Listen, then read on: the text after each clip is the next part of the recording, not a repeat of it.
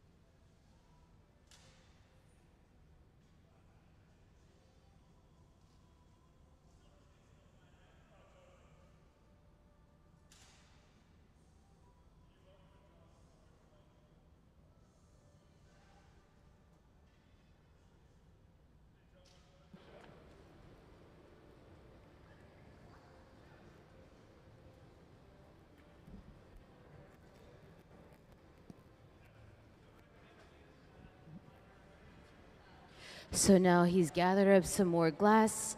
Hot glass likes to stick to hot steel, so it's ideal for this process. He's creating a connection point to place on the bottom of this blank. It's just a blank, clear cup. The first day of the residency often consists of prep when artists come because this is the first day they're together working with the team. The Hot Shop team has been here over 20 years, so collectively, the whole entire team withholds more than 120 years of knowledge about the process and the material.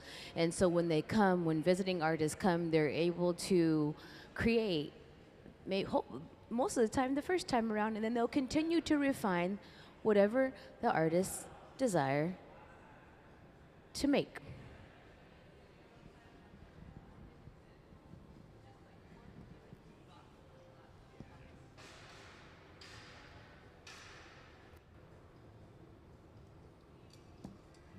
So once he attaches that connection point, pay attention. He'll reach back and dip his hand into that white bucket of water. And then when he lays water in that low point that we carved in earlier with our jacks, thermal shock will set in. And when he taps the pipes, the vibrations will help release the cup.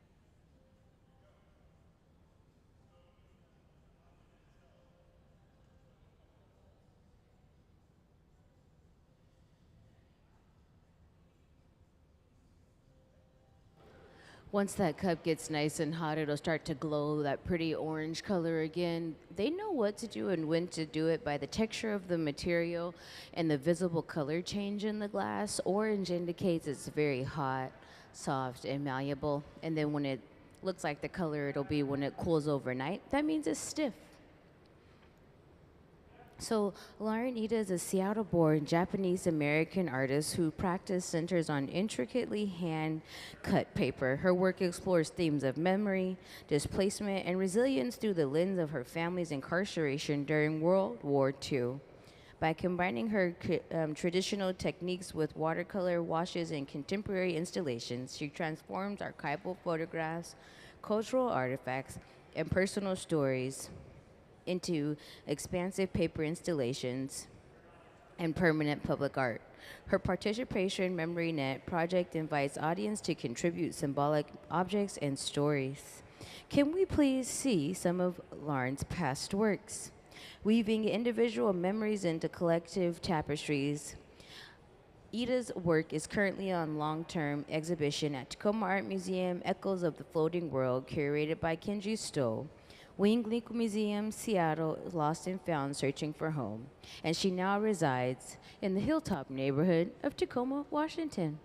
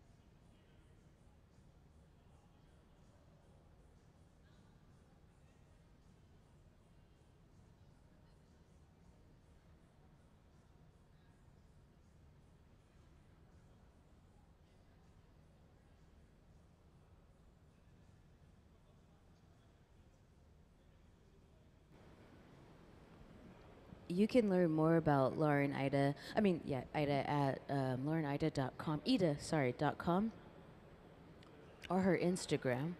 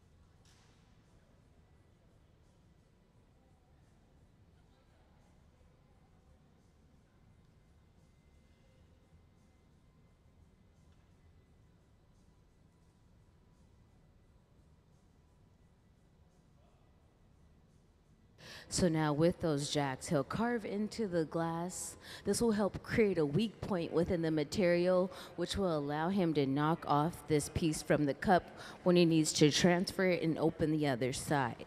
So, as I've said earlier, Lauren does a lot of X-Acto knife cutting, line work. There are some decals here that are high fire decals. The line work that she has created has been transferred into a high fire decal, which will then be able to be applied to these blanks. That's after it gets cooled down. Then they're baked onto the surface.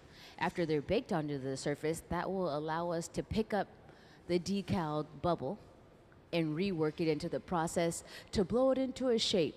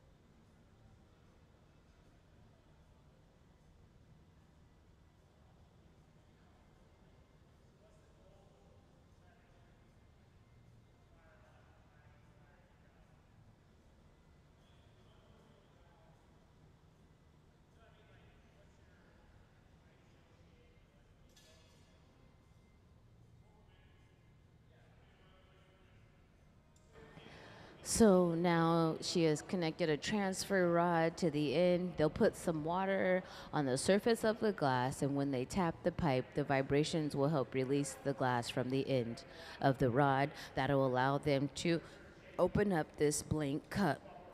And then they have to put it into the oven where it'll cool overnight.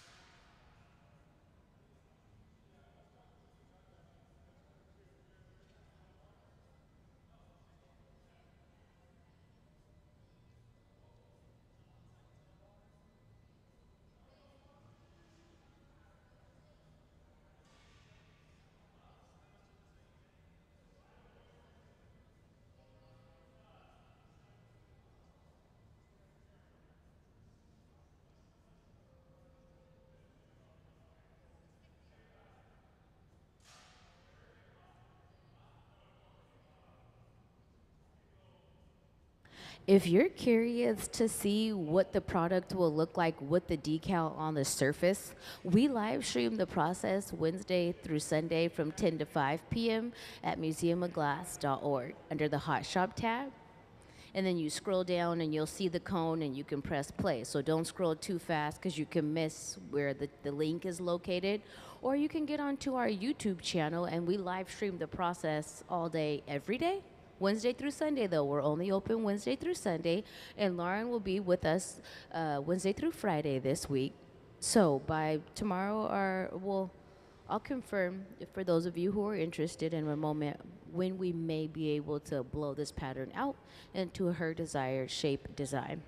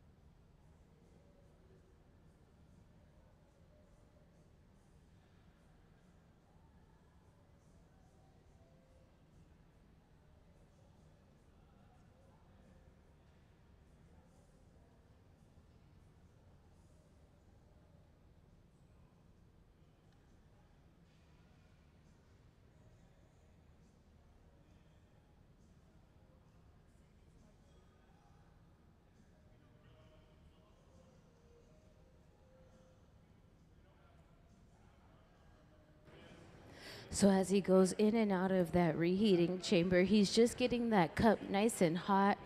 Our visiting artist does, as you can see, a ton of line work, memory nets, and within these memory nets, they can be used as community engagement projects, and people will say what they would like to place in the memory net, and then Lauren will use her X-Acto knife to then cut out each item.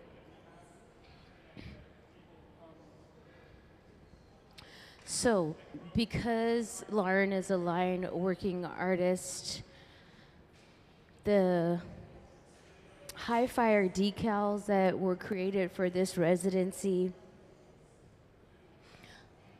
will then be placed on these blank items we're making within the reheating chamber currently.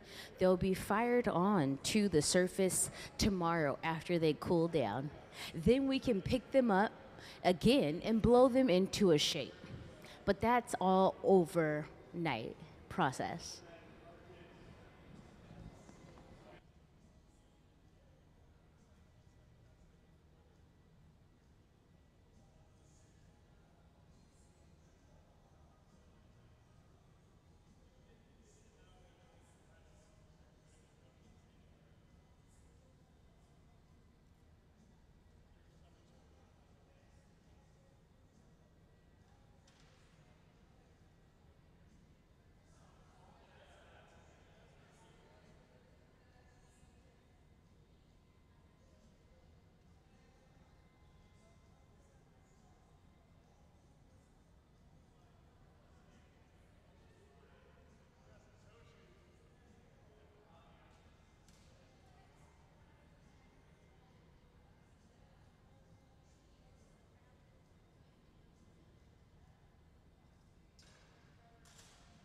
So now it'll go, and after we knock the cup off, we have to place it into the annealing oven to cool down overnight to prevent thermal shock.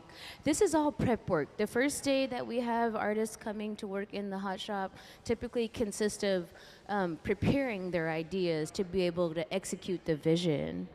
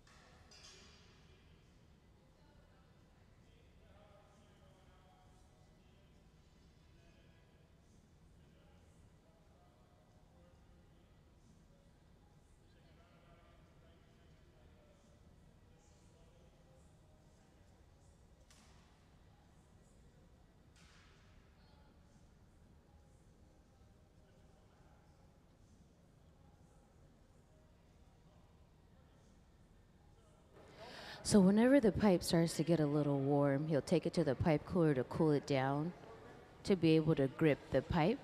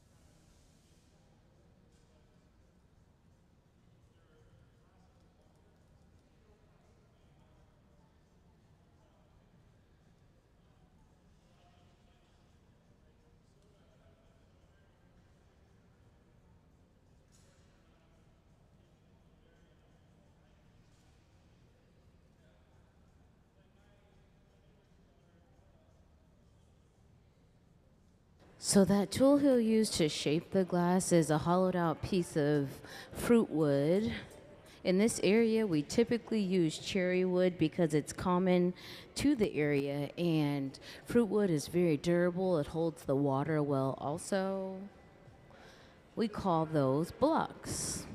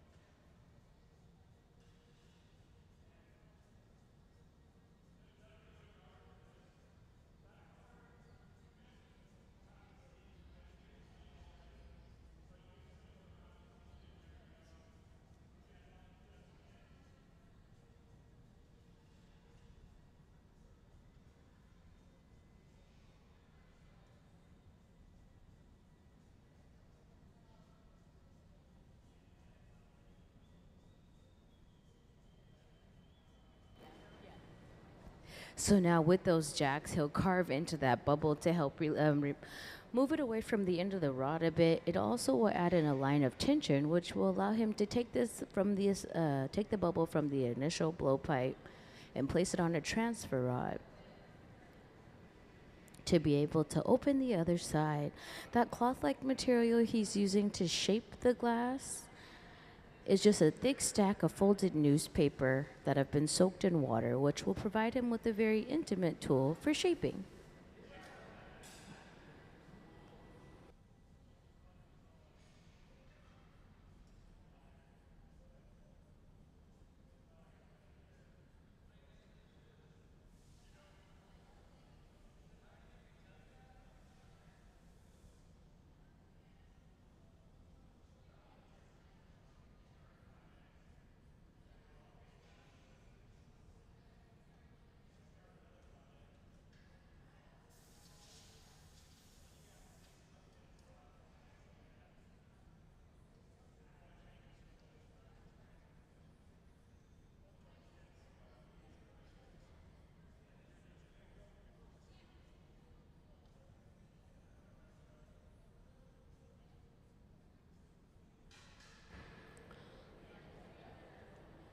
So Lauren Iida is a Seattle-based Japanese-American artist whose practice centers on intricately hand-cut paper. And so the paper is just an example of the different types of work she has created. Her work's been displayed at Tacoma Art Museum, as well as the Wing Luke Museum in Seattle. So she takes an X-Acto knife and she cuts all of this line work out. And so that she's taken some of her line work and placed it into high fire decals, and those decals will be placed on the surface of the glass after it cools overnight. It'll be refired back up, and then they'll be able to heat that glass again and blow it out, connect it to a rod and blow it out into a form. And so this is just what Lauren does, and she's a visiting artist here in the hot shop this week for the.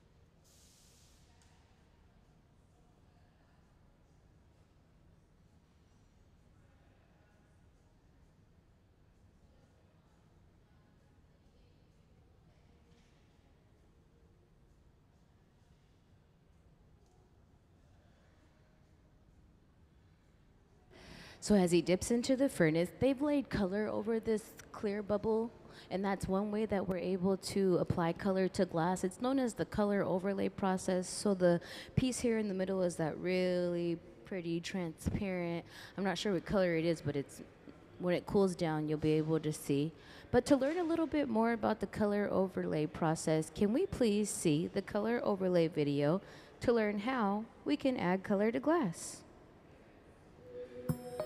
The color in glass comes from adding various materials to the mixture of raw ingredients called batch. Most of the colorants are compounds containing some kind of metal. For example, adding cobalt to clear glass creates a deep blue.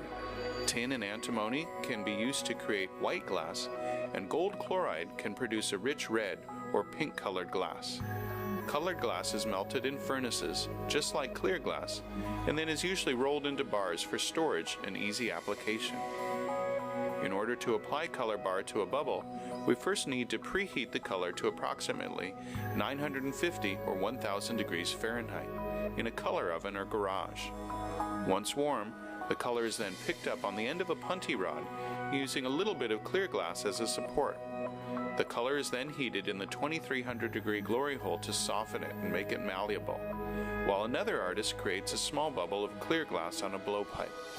Once warm, the color is dropped over the clear bubble, and then using a variety of hand tools or the steel marver, the color is rolled back over the clear in an even layer. This process is called dropping color, or creating a color overlay. Depending on the project, that bubble is then usually gathered over with clear glass and blown into the final form.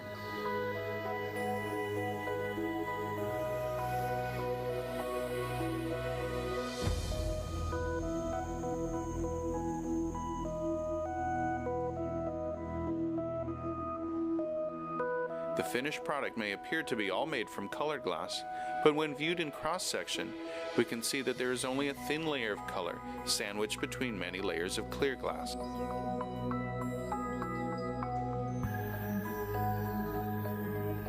The glass will rest in that chamber until overnight, and then they'll take it out and place the decals on the surface, rebake it in a different oven, like the ones here on the floor, and then they'll pick it up and blow it out.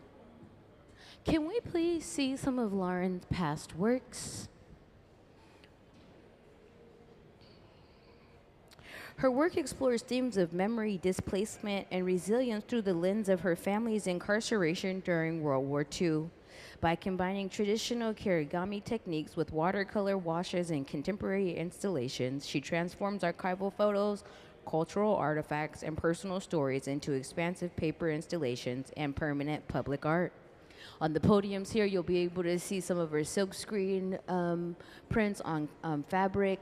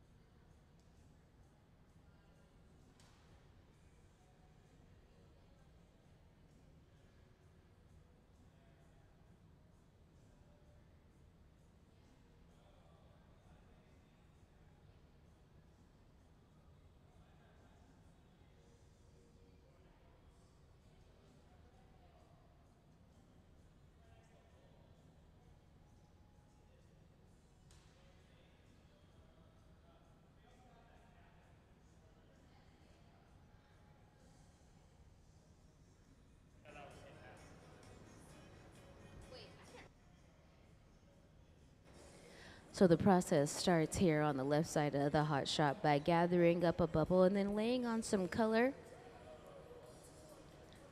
We're just creating these cups of color that later there will be line work applied to the surface, enamel line work.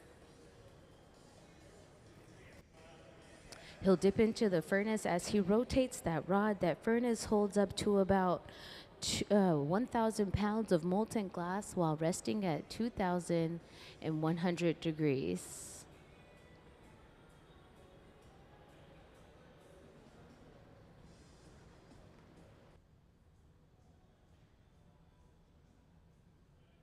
When he comes out of the furnace, you'll see that it's glowing this beautiful orange color. That just indicates it's super hot.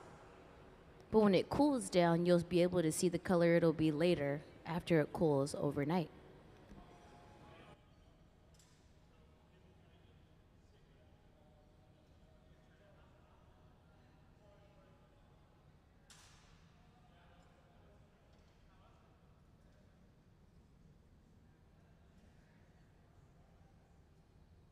He will pluck the glass to remove any bubbles. We don't like bubbles because they can crack the glass during the cooling process. So they try to remove all the bubbles they can control taking out during the process.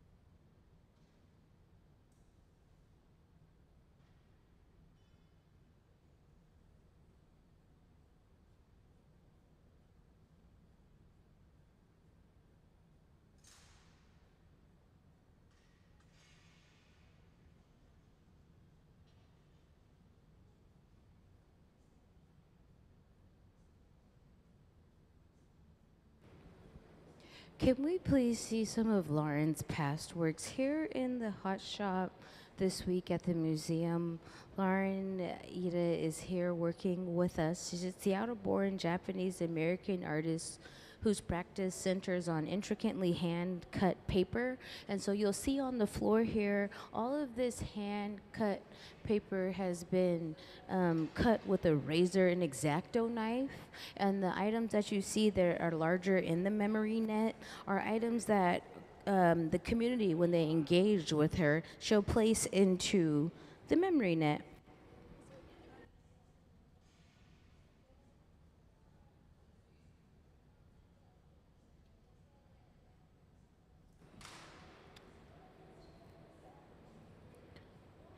So artists come and they bring their visions to the Hot Shop team, and the team does a great job of executing all of their ideas. Today is the first day of her residency, and they have to create the blank part of the process. So often when you create in glass, depending on how intricate the detail, you have to go step by step.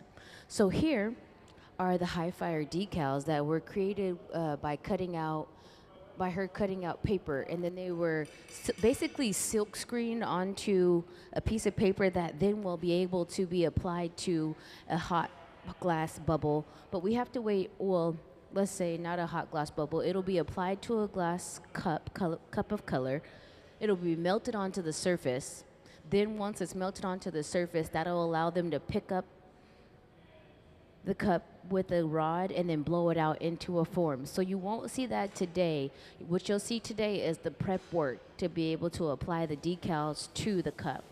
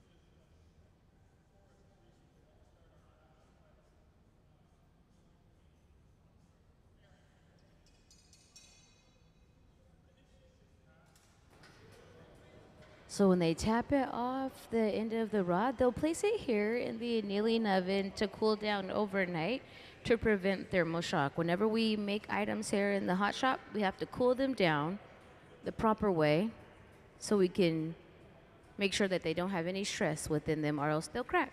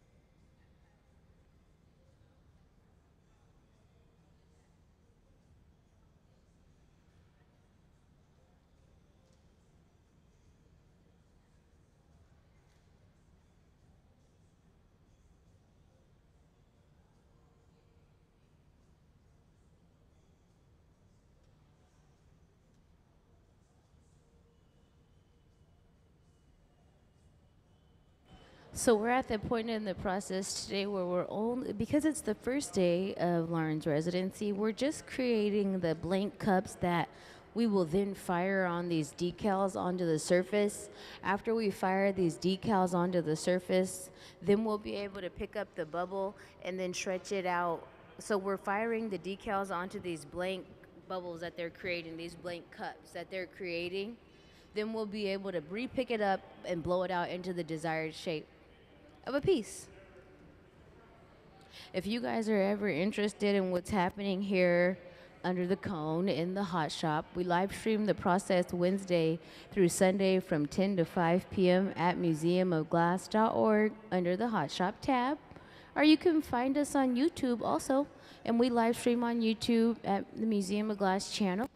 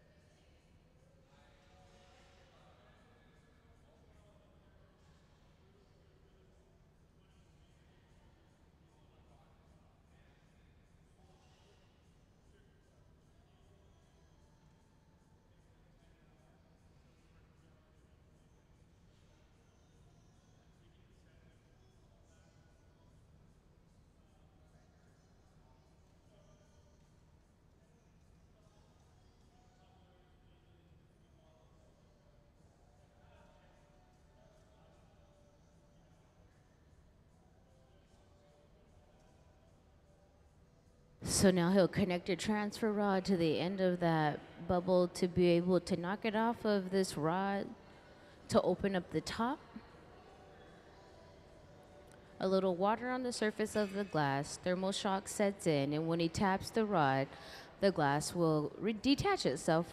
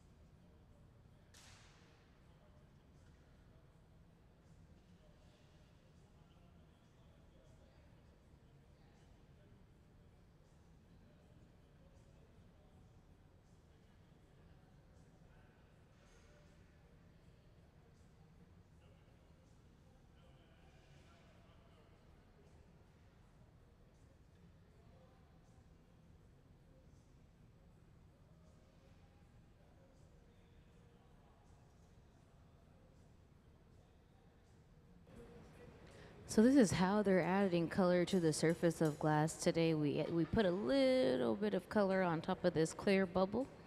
Once that's stretched all the way back towards the end of the rod, we'll gather over that again and blow it out, and it'll look like the bubble at the middle bench there in the middle of the hot shop.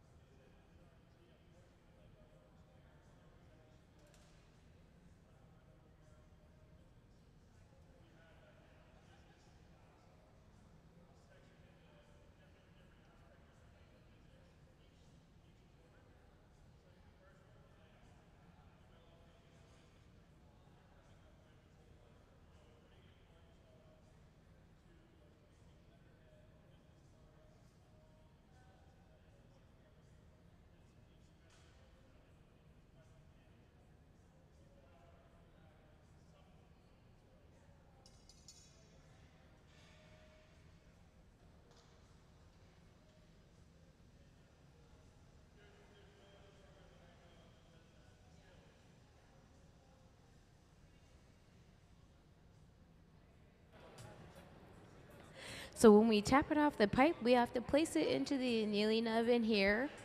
That annealing oven rests at about 850 degrees, and it'll bring the glass back down to room temperature overnight to prevent thermal shock.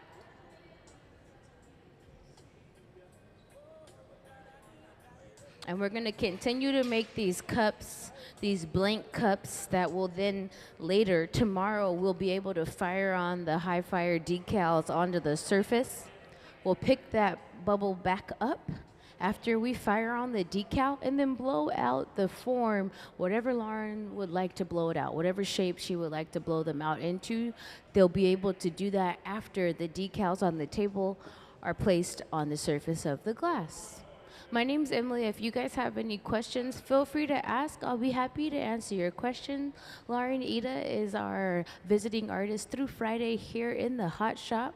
She does a lot of paperwork. She uses her X-Acto knife to cut the paper out.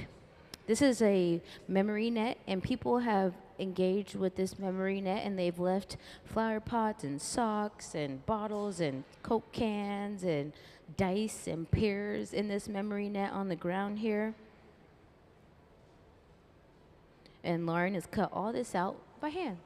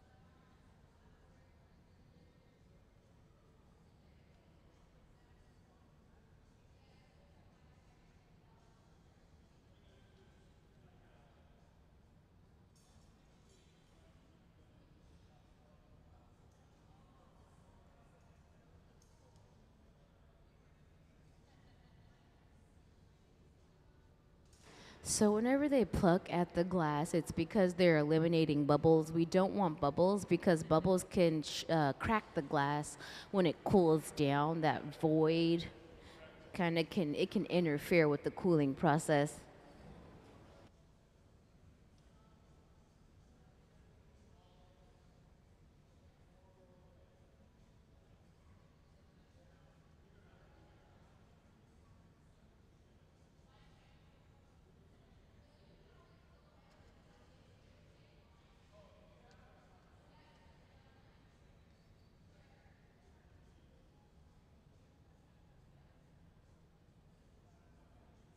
So can we see the glory hole diagram?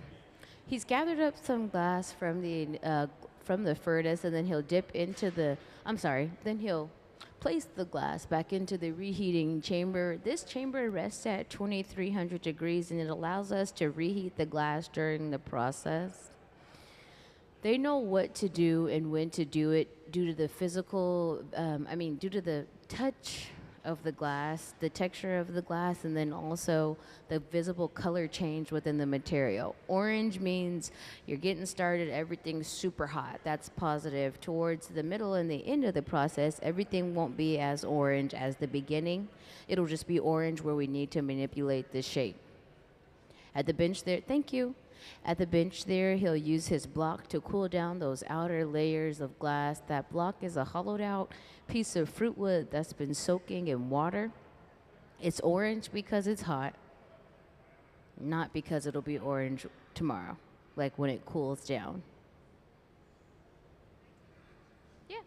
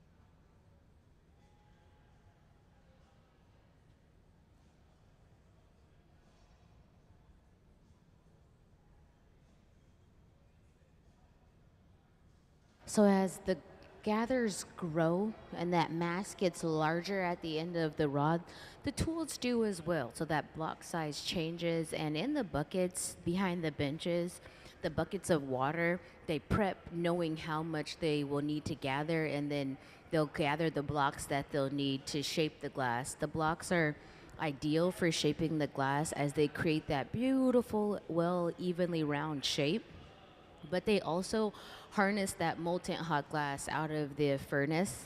And so they cool the outer layers, they stabilize them, and they shape them, and they keep the core of the molten glass hot, which is ideal for the process because we want to continue to expand the bubble. But when we blow into the end of the rod, we want for the entire bubble to expand evenly. We need even walls because if the walls aren't even, we could accidentally blow it out and have to start all over. Or it can be cold in some parts, and so we would come up towards shock quicker if it's an uneven bubble. When they create a piece or when they have an idea for a piece and what it looks like and the size that they have to make, they will say to start the process when they meet about what they're going to make. We're going to make a vase now, a vessel now. They'll say, let's do 2 gathers or let's do 3 gathers. Gathering the glass from the furnace is like the recipe for how to create a successful piece for size and shape.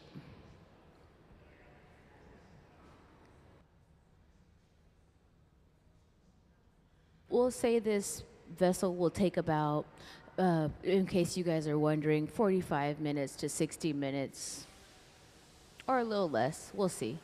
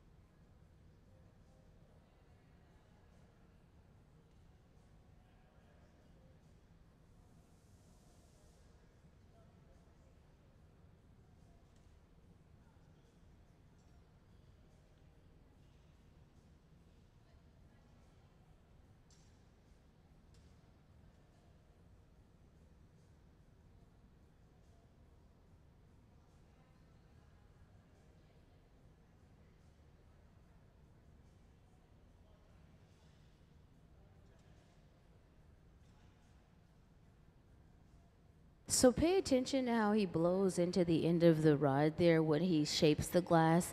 This cloth-like material is a pad. It's a thick stack of folded up newspaper into a square. They soak it in water, and it provides him with a very intimate tool for shaping the glass. That fluffy torch gets up to about 2,500 degrees, and he'll get this area nice and hot with a preheat. He wants this area to become a bit softer than the rest of the glass so he can carve into the material.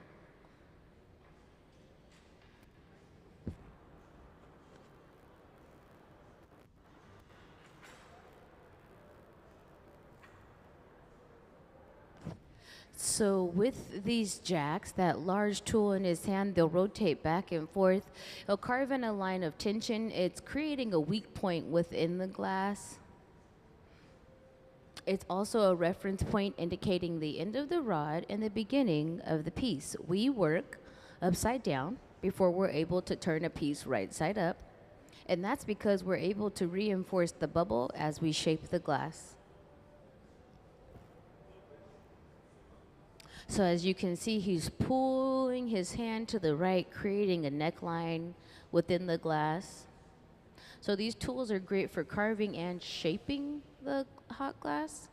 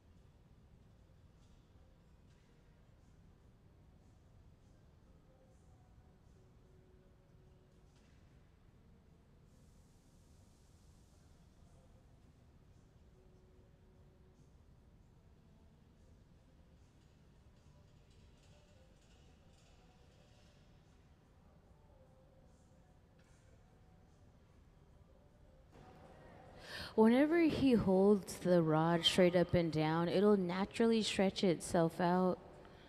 And so that's why he's holding it up and down over the bench. Pay attention, he's blowing into the end of the rod, and that is how the shape grows.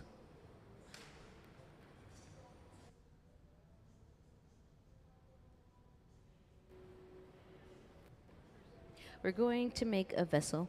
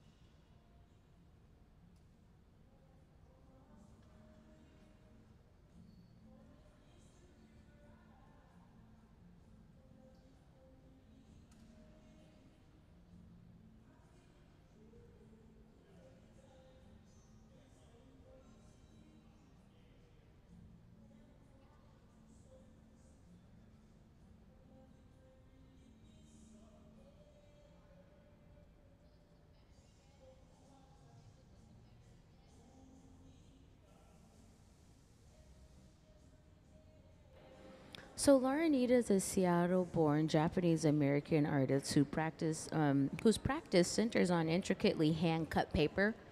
Her work explores themes of memory, displacement, and resilience through the lens of her family incarceration during World War II. Can we see some of Lauren's past works? She transforms archival photographs, cultural artifacts, and personal stories into expansive paper installations and permanent public art. Her participatory Memory Net project invites audience to contribute symbolic objects and stories, weaving individual memories into collective tapestries. Ida's work is currently on long-term exhibition at Tacoma Art Museum, Echoes of the Floating World, curated by Kenji Stoll, Wing Luke Museum, Seattle, Lost and Found, Searching for Home. She now resides in Tacoma's Hilltop neighborhood. You can learn more about her and her past works there on the big screen. She'll be here with us through the 24th. And this is a thick stack of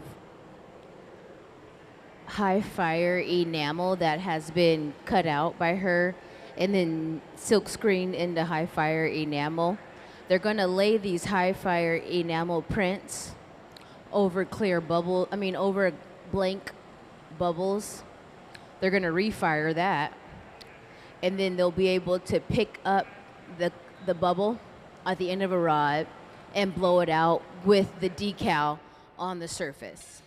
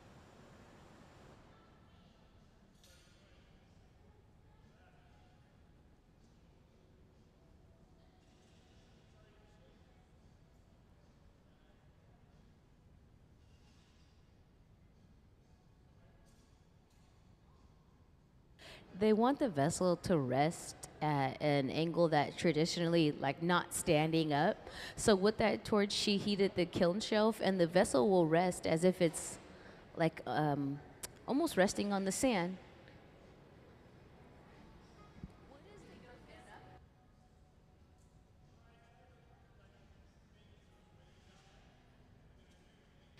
That kiln shelf was what she was heating, and it's just, a ceramic shelf.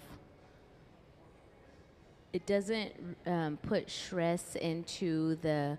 It doesn't put stress into the surface of the glass, so it doesn't add chill marks to the surface of the glass.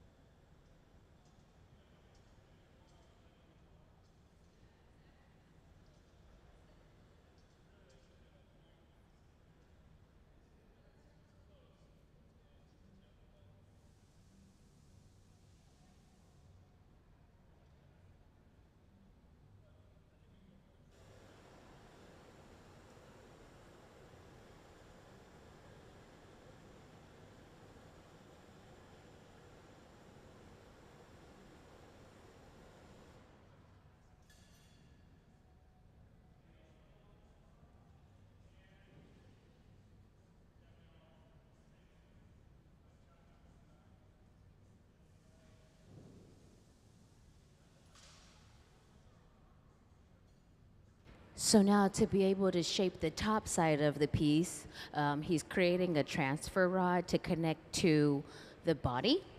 And then they'll take it off of this initial blowpipe to clean up and open up the top of the vessel.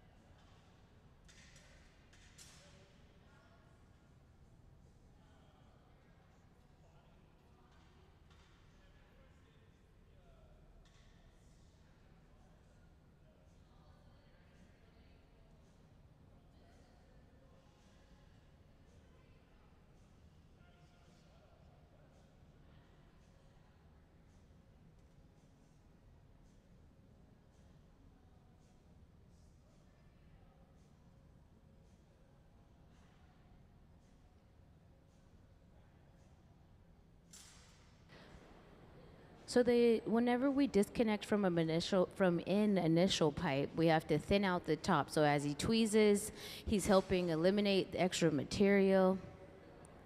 They know what to do and when to do it by the visible color change within the material. You'll see towards the connection point, it's green, and that's great.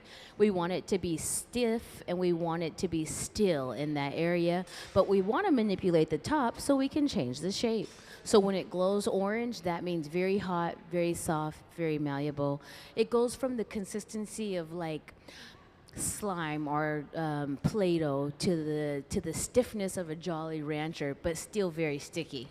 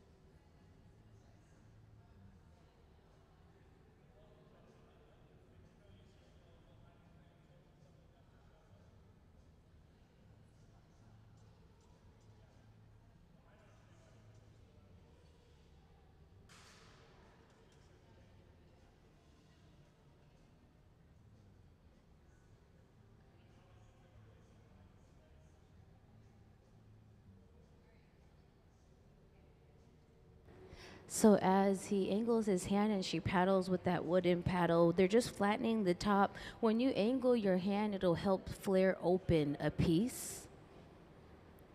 Lauren Iida is our visiting artist through Friday. And if you'd like to see what she's making tomorrow, we live stream the process Wednesday through Sunday at museumofglass.org under the Hot Shop tab. You can watch when they lay these decals onto the surface of the bubbles that they already blew this morning. Lauren is a paper artist, as you can see here across the ground. There's this long memory net, and this memory net is designed for the community to engage and incorporate themselves into her practice, so you'll be able to see dice and pears and wishbones and dog bones and socks within this memory net. She cut this all out with a razor, with an X-Acto knife. So this is one way that we can apply pictures to glass. This is high-fired enamels. And so let's say she submitted the images she wanted to be able to be laid into glass, and they silkscreen these images onto this paper. So they just transferred the image to apply it to the process of glass. And then later, they already made the prep work for these items that they're going to lay over bubbles. When those cool down, they'll lay this line work over the bubbles that they've already created, and then they'll pick them up again and blow them into the form she would like for the final design.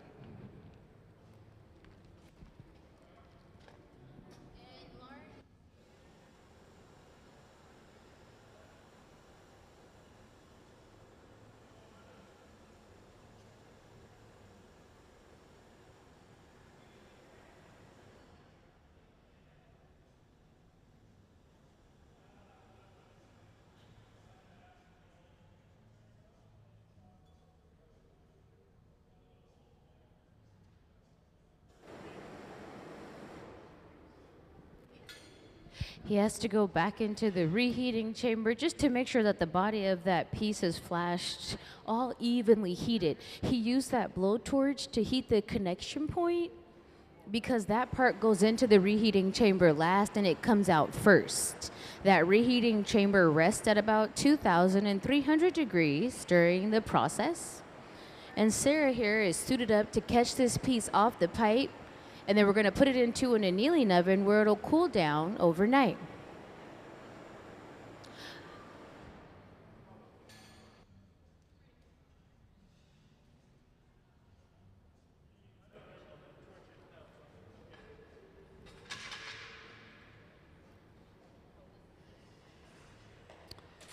All right, now we'll prep to take it off. That little hot torch there gets up to about 5,000 degrees. So as he concentrates the torch on the connection point, it'll make it super soft.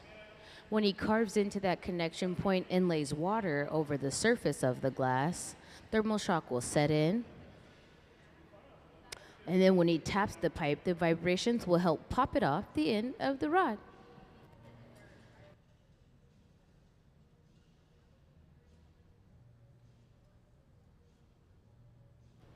So he'll cinch it with his scissors.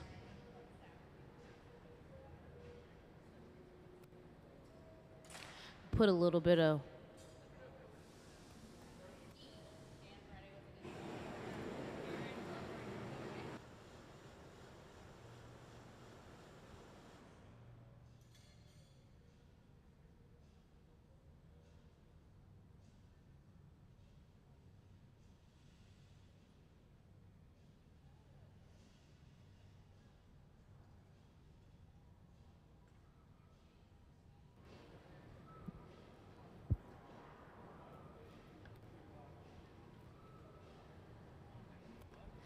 a little water over the surface of the glass. Thermal shock will set in.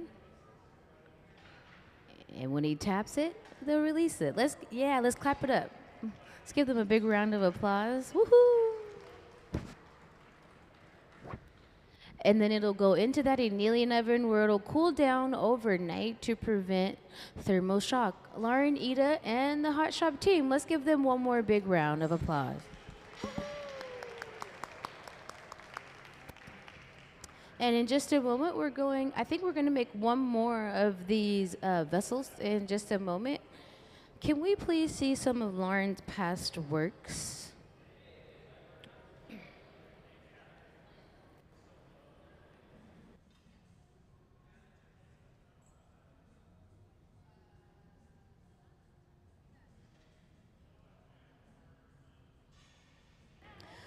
So Lauren Iida is a Seattle-born Japanese-American artist whose practice centers on intricately hand-cut paper. Her work explores themes of memory, displacement, and resilience through the lens of her family incarceration during World War II. By combining traditional karigami techniques with watercolor washes and contemporary installation, she transforms archival photographs, cultural artifacts, and personal stories into her expansive paper installation and permanent public art.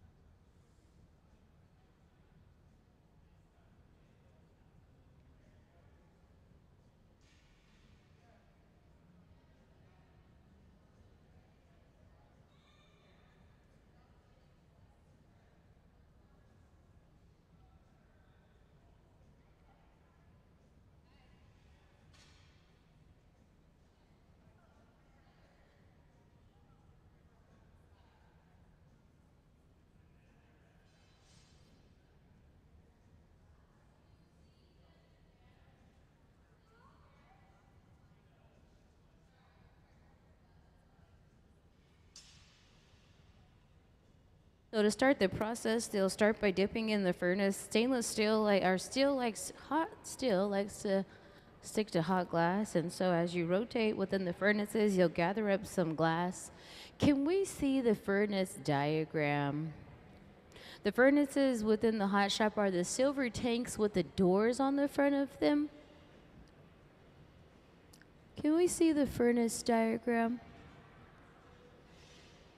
They're powered by natural gas and forced air. They run 24 hours a day, 7 days a week, and they hold up to 1,000 pounds of molten glass while resting at 2,100 degrees. Dipping into the furnace is like dipping into a jar of honey. When they come out, they'll blow into the end of the rod to create a bubble similar to the shape of a balloon.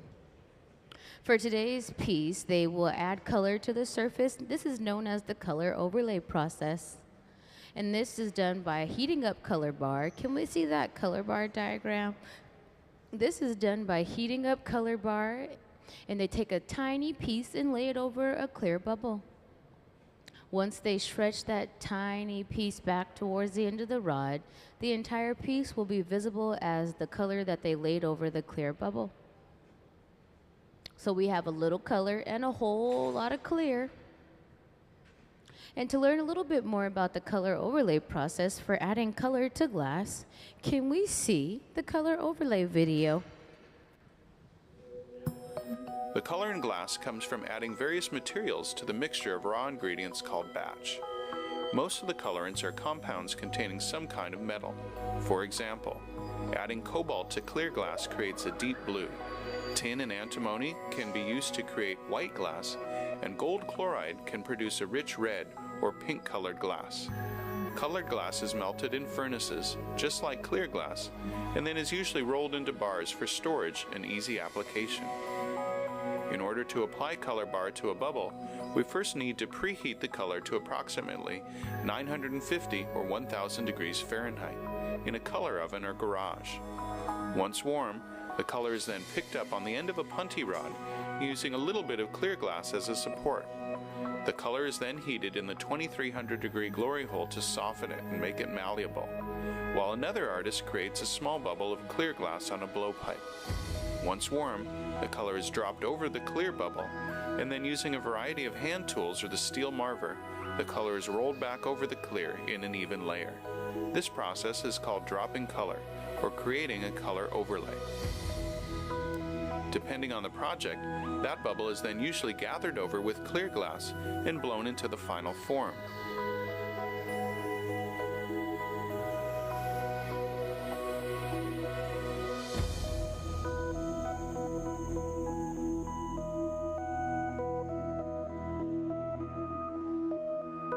The finished product may appear to be all made from colored glass, but when viewed in cross-section, we can see that there is only a thin layer of color sandwiched between many layers of clear glass.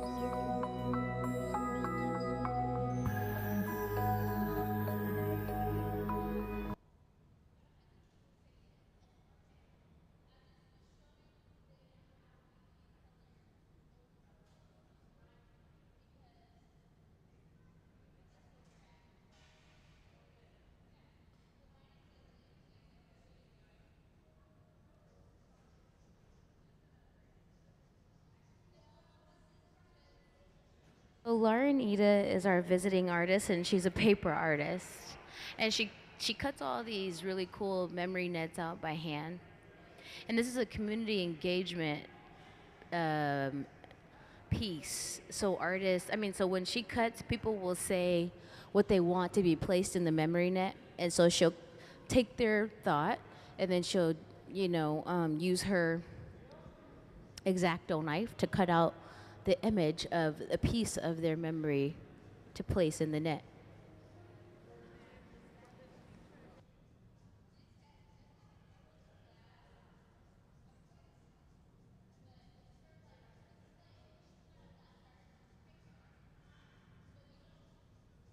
So, when you apply as an artist to visit the hot shop for a residency, you don't have to be a glass artist. You can be a paper artist like Lauren. And then because all of her cutting, like her paper cuts that she does with the X-Acto knife, can be transferred and translated into the process, they have done that. So they've silk screened pieces that she has paper cut into high fire enamel. This will be placed on blank cups we created this morning It'll be placed on the blank cups after they cool down overnight. We can't fire them until we have something to fire them on. Now that we have something to fire them on, we're going to fire them on tomorrow.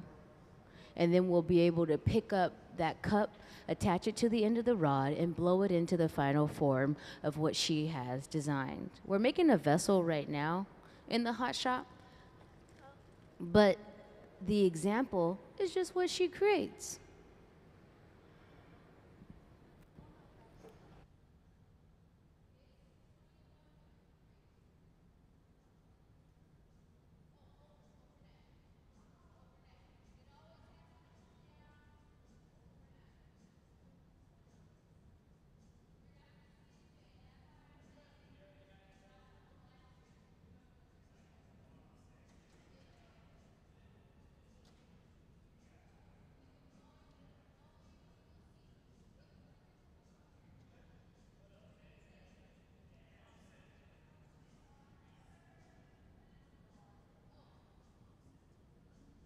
Can we see some of Lauren's past works? Ida's work is currently on long-term exhibition at Tacoma Art Museum, Echoes of Floating World, curated by Kenji Stoll, at Wing Luke Museum in Seattle, and that title is Lost and Found, Searching for Home.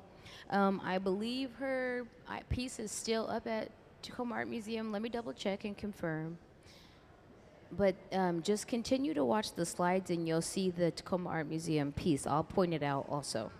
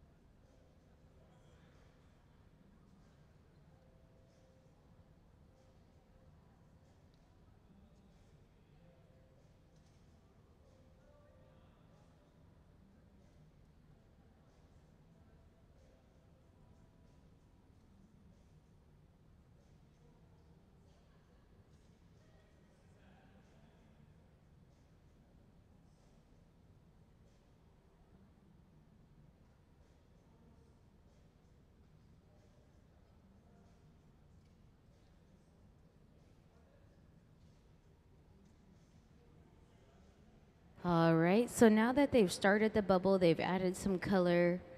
They just rest there at the bench, let it cool a little. We might have to gather over it again. It's orange because it's hot, not because it'll be orange when they blow it out and it cools down.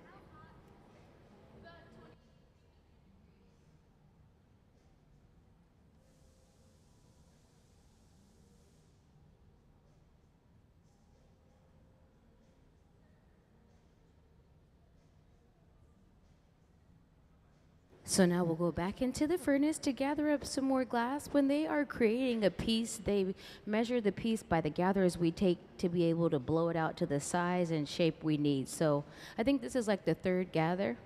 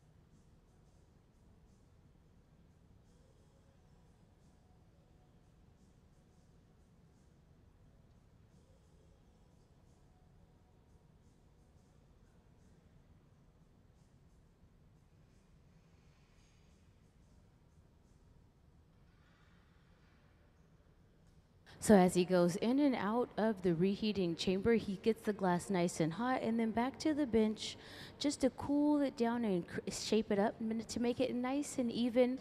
That reheating chamber rests at about 2,300 degrees. And then we're going to move to the middle and we'll blow it out to the shape we're creating. We're creating a vessel.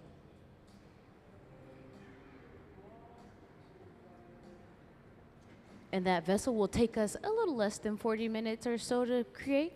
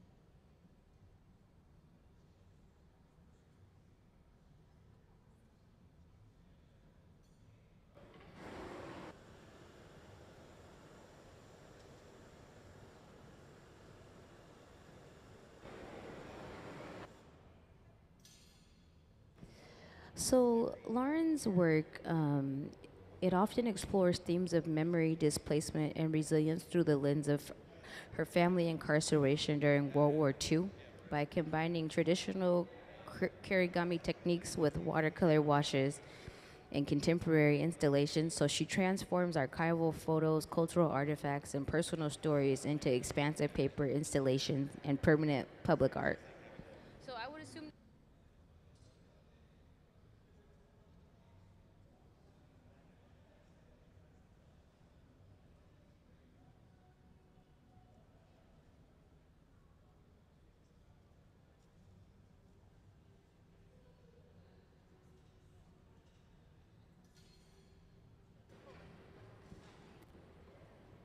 So whenever you see them pluck at the glass, it's because they want to take the bubbles out. And then once they do that, they reheat the glass and it smooths itself out. And so we don't want bubbles for the cooling process because then it will help create cracks. Like it can potentially crack the glass when it's cooling down. My name's Emily. If you guys have any questions, feel free to ask. Lauren Iida is here with us working in the hot shop through Friday. He'll use this torch to preheat the glass, get it nice and hot.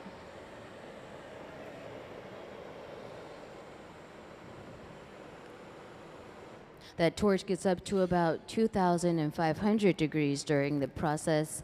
So that's a really good preheat. And then into the reheating chamber.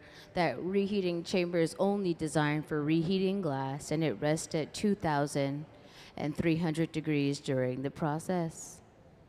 So when he flashes the piece within the reheating chamber, he'll come back to the bench and he'll start to carve into the glass. With his jacks, he'll squeeze as they rotate back and forth. What he's doing is currently he's squeezing and then he'll start to pull to the right. He's going to create a neckline. Jacks are a great tool for carving and shaping the glass. So once he pulls out this neckline, then he'll start to carve towards the end of the rod to create a jack line. So he's going to heat it and then carve back into the glass.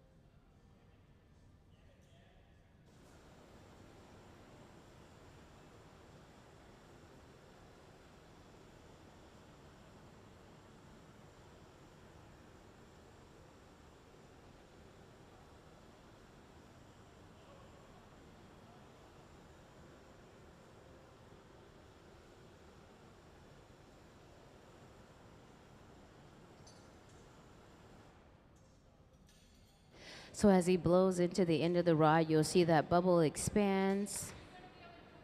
And then that pad-like material, that cloth-like material, is a thick stack of newspaper that's been folded up and soaked in water. It provides him with a very intimate tool for shaping the glass.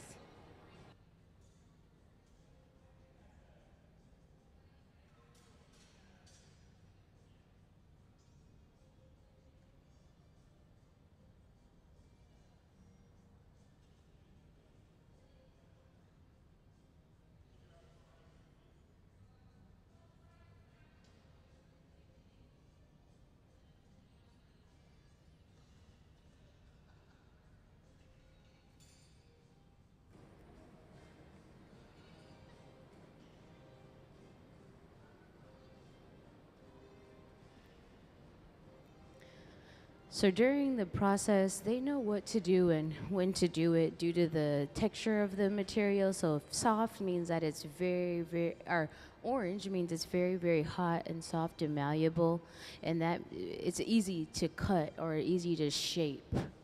But then when it cools down, closer to the color it'll be when it cools overnight, it's very stiff in that area. So the visible color change helps them through the process.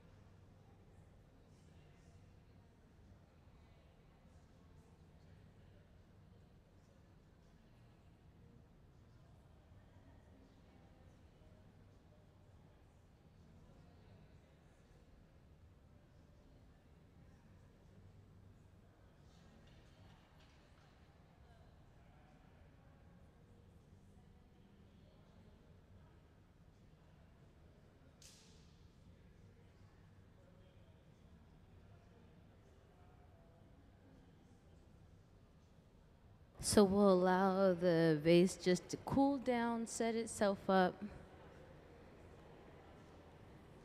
and I'll let you guys know what we're going to do next.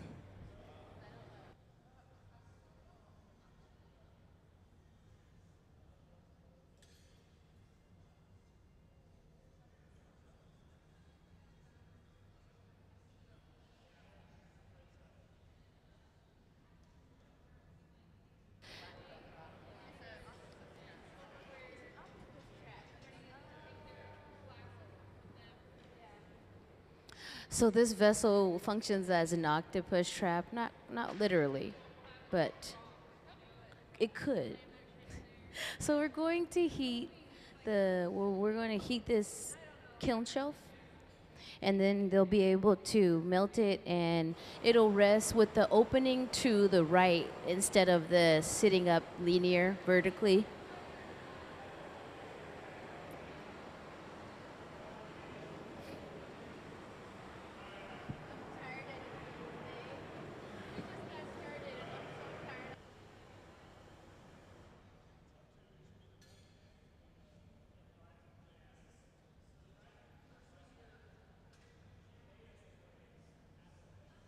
She'll get this kiln shelf nice and warm, and it's ideal for what we're going to do because it doesn't leave wrinkles in the surface of the glass. The steel table will leave some stress marks, so stress marks kind of look like wrinkles in the glass when it's hot, hot, hot.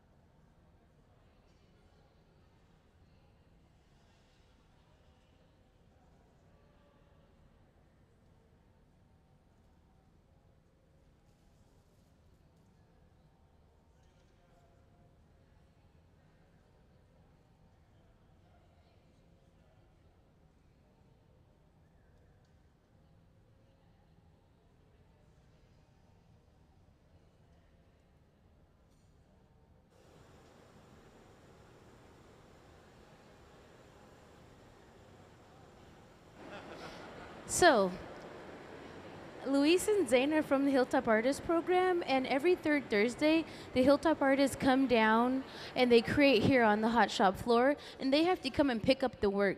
They both manage at the Hilltop Artist Program. Can they see a couple pieces that the kids created?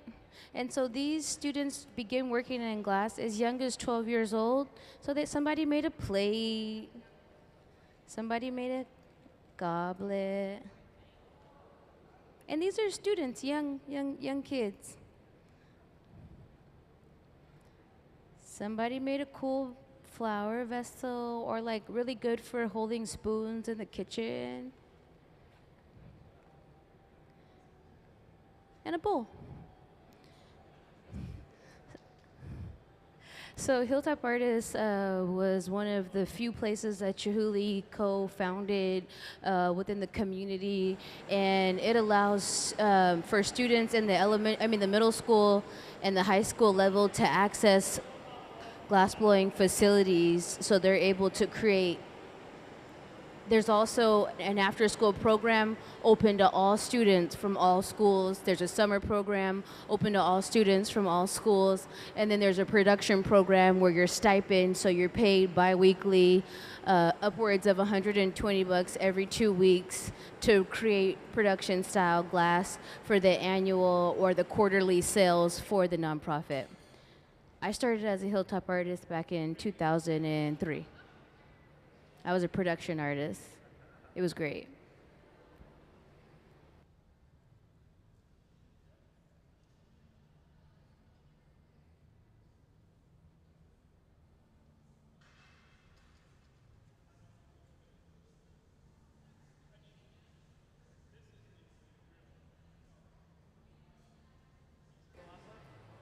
All right, after this piece, we will, oh, we're not done yet. Now we're gonna transfer it from the initial blowpipe to a transfer rod to be able to clean up the top, the opposite side. And so it'll rest, it's an octopus trap, so it'll rest with the vessel, like the top of the vessel as almost at like an angle for about 45-degree angle.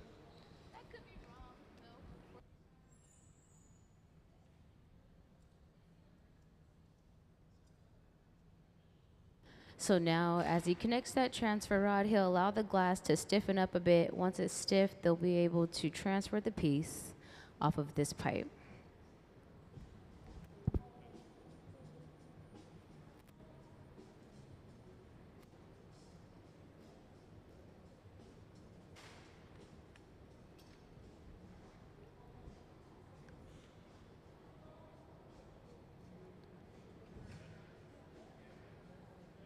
All right, a little water on the surface of the glass, thermal shock will set in, and when he taps the rod, they'll release the piece.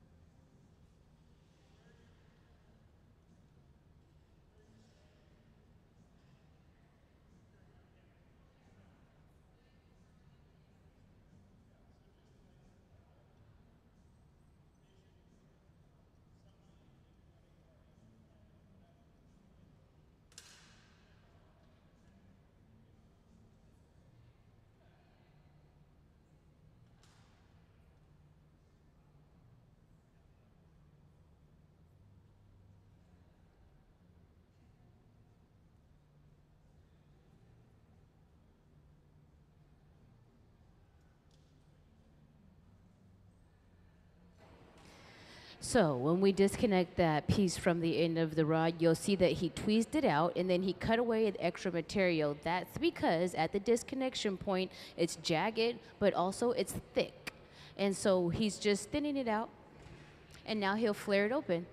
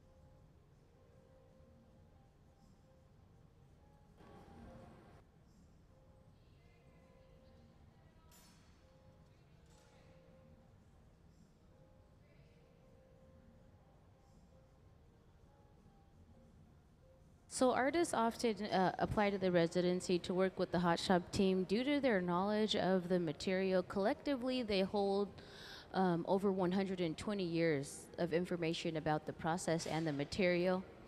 This is our core hot shop team. Trenton is one of the assistants that comes to help. The lady here on my right with the gray sweater, she's the cold working artist. Things that are made with connection points that are still attached, she has to grind that away to help them rest tabletop as if that connection point was never there. So she's a cold working artist, and then Sarah, Ben, and Gabe here, this is the core team. And artists apply to work with them due to their knowledge and their ability to create your vision successfully while you're here.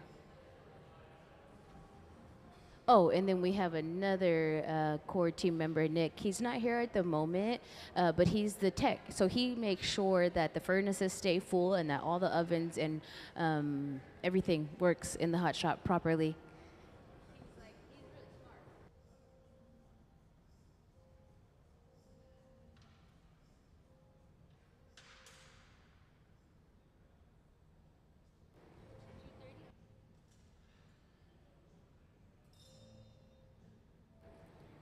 So that tool there with the cone on the end allows her to add air into the piece.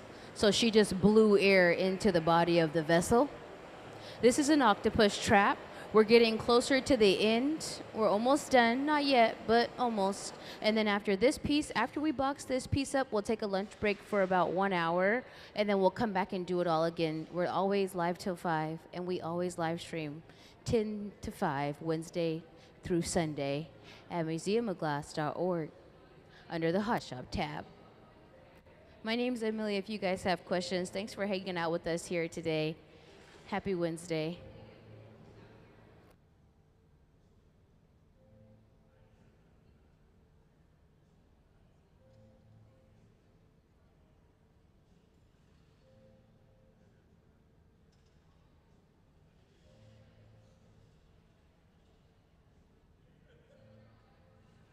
So as he angles his hand, it'll help flare that piece, that neckline out.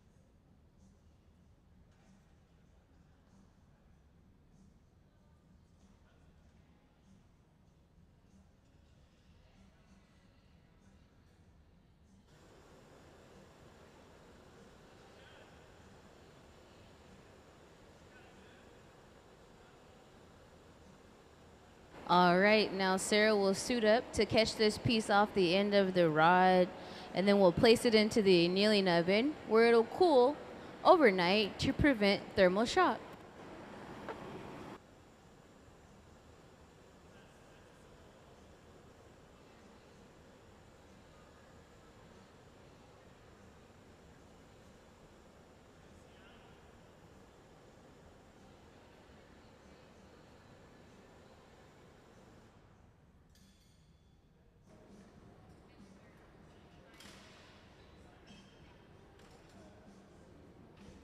We have to make sure that the piece is evenly heated throughout, and we have to make sure that connection point is super hot.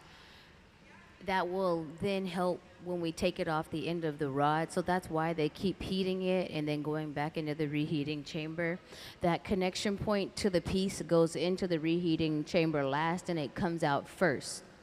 So that's why they have to do both multiple times. And so when we lay water over that connection point, it'll help release the glass properly.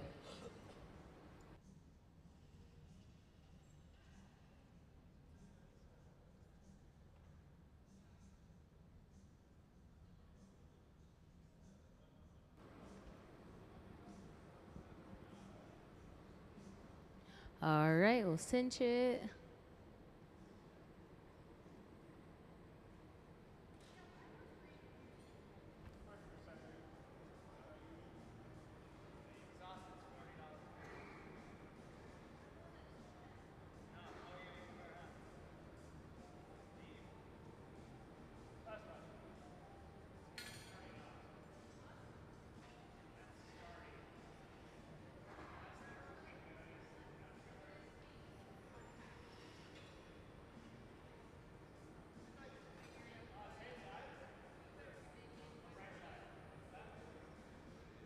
A little water over the surface of the glass. Thermal shock will set in, and when he taps the pipe, it'll release the piece from the end of the rod. Let's give them a big round of applause. Clap it up.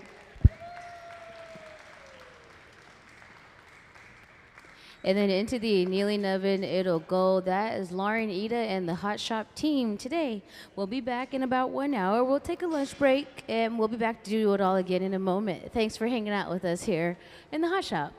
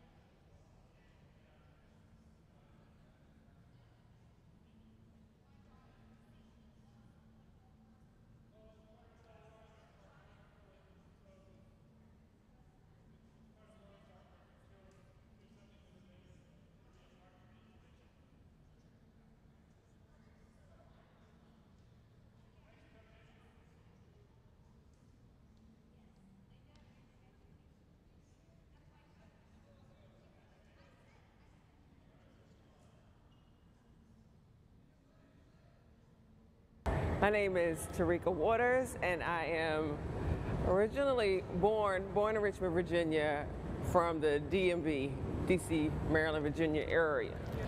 I am making a windshield for my rocket ship. So I have a solo exhibition coming up at the Seattle Art Museum. It opens May 7th, and one of the featured pieces is a giant powder pink colored rocket ship. I've been working on a series of ball barrettes over the years, some various mediums. My recent series, they were all done in glass. So the task here is to create a windshield for this rocket ship that kind of favors and lends to some of the those rounded organic shapes that are heavily featured in the exhibition. These ball barrettes have significant meaning. This rocket ship houses two pairs on either side, and so the windshield will essentially be an amalgamation of spherical elements, similar to like if you would blow bubbles at the end of that wand, where those bubble clusters just kind of come out and just fall alongside the wand, just kind of going for an organic shape. When I found out that I was going to be doing a solo exhibition at SAM, they wanted to give me enough time. I create immersive installations, so that requires a lot of planning and building out and that sort of thing. But when the year was 2025, that meant a lot of things. So I just knew that, hey, we're here in 2025. The exhibition is called Venus is Missing, and it's rooted back in my early childhood days in Richmond, Virginia, and it's focused on a specific time. I'm an 80s baby. I was born right at the height of the 80s, where the times looked a lot different than they do now. Not by much, but that was the onset of a lot of consumerism and just vibrant, saturated colors, a lot of distractions, television, just pop culture all around. For me, I like to draw from these elements that are symbolic of that time, symbolic of my childhood, that are, they are ubiquitous, but because they fit particularly into my narrative, then I can kind of bend and shape what that story looks like specifically for me and people who look like me. And so the ball barrettes have been a really great kind of anchor point in that I'm able to tell various stories with just that one specific object. And thinking about my 6-year-old self sitting on the carpet, we only had 3 channels. We couldn't afford cable. That was fancy. People don't even know what I'm talking about when I talk about cable. But just that space of play and imagination when you're surrounded by a lot of adult things where you just don't understand all of what's happening, why all these things are happening, and you're self-soothing, So with the show at SAM, I'm finally able to budget for a team of folks that can come in and help. When this residency came up, this was like, this is perfect, because I can then have that extension of the series that I was working with at my solo exhibition a couple of years ago that featured those glass ball barrettes at the Museum of Museums, and then kind of keep that story going. I think after SAM, this might put the cap on the ball barrette series. Like, I'm just trying to complete this circle, no pun intended. Everything is, I feel like Sesame Street, brought to you by a circle. Yeah. My name is Corey Pemberton, and I'm from Los Angeles, California. I'm a painter and a glass blower. I dabble in textiles, and I run a nonprofit. This week at the Museum of Glass, I am working to translate some quilt patterns that I've been studying into glass Marini patterns, making some intricate sort of tiles that will eventually adorn the surface of some vessels.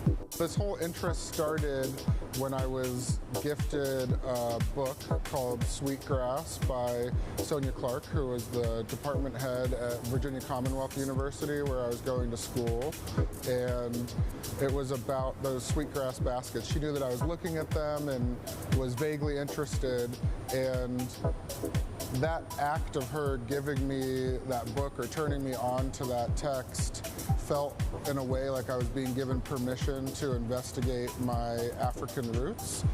And I am of mixed race, and so sometimes I felt a little bit like it wasn't my place to investigate that sort of work or those sorts of interests in my work. And ever since then, I've had this interest in celebrating the makers who came before me in my lineage, potentially, and sort of inventing a history. Yeah, I want to go from the balcony, sir. The one pattern that we've been focusing on a lot the last few days is the log cabin quilt block. So on the Underground Railroad, there was this block that if you saw it on a quilt that was, say, hanging from a clothesline or on the outside of a barn or a home, you knew that that was a place that would be safe for you to stop and rest on your journey to freedom. And so I'm looking at that particular pattern and seeing how many different variations I can get by switching up the colors and the rotation of the Marini tiles. I also have a painting practice, so I do a lot of portraits and interiors of people who have historically not been included in the conversation in galleries and museums in terms of historical portraiture, people whose bodies fall outside of that, and who are typically depicted in moments of trauma or being extraordinary. I try to show people just existing. It's just been a really amazing opportunity already. We're only halfway through, and you know, I knew it would be special to have this amazing team here at the museum work on my designs, but there's all these little things I didn't anticipate, like how the work and the designs would develop with the minds of all of these craftspeople. You know, they're not just technicians, they all have their own background in art and in craft that is informing the stuff that we're making this week. And so yeah, I'm gonna leave with a lot to mull over and expand upon, so I'm really excited about that. I've got a lot of things sort of on the horizon. One particular opportunity that I'm really excited about is an exhibition at the Mint Museum in Charlotte, North Carolina. I'm also doing a lot of work through the nonprofit Crafting the Future that I co-founded and am the director of. We have an event series called Better Together. The last time I was on this hot shop floor was for the closing demonstration for the Tacoma Glass Art Society conference. We've got one coming up at the end of this month, actually, at the Pittsburgh Glass Center. So getting ready for that, really excited. We'll have a team of black and brown craftspeople coming from across the country to celebrate one another and invite the public in to learn about glassmaking through our lens. So those are a couple things that I'm really excited about.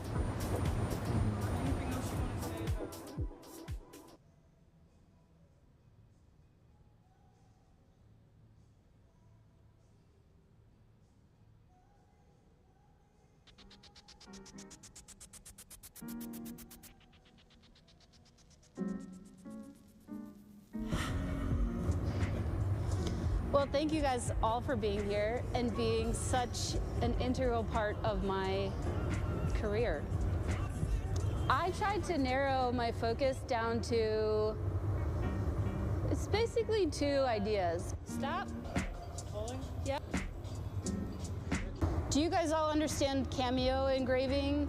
So I'm cutting through layers of color to make an image. The more white glass that I remove, the darker the shading. It's a black cylinder with a white sheet on it, and the imagery all comes from photo booth pictures.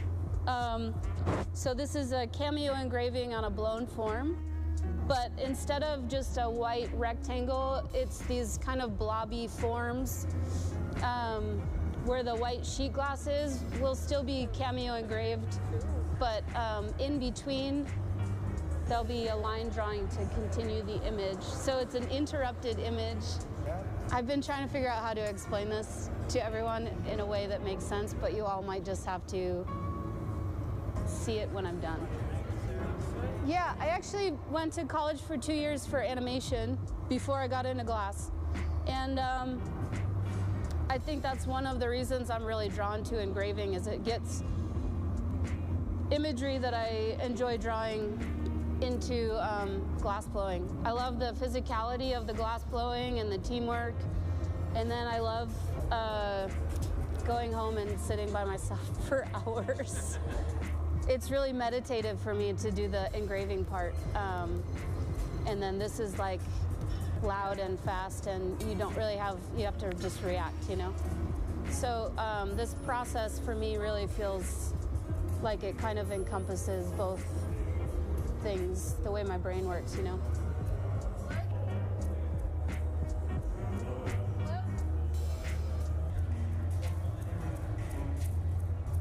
A little blowing.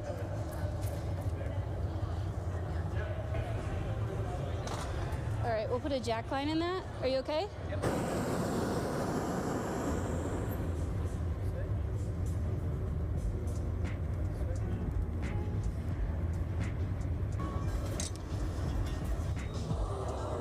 Yeah, I just want to blow it up now, Nick. Okay. How do you feel?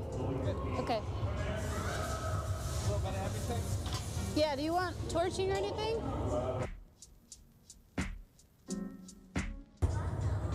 Is that the cerise?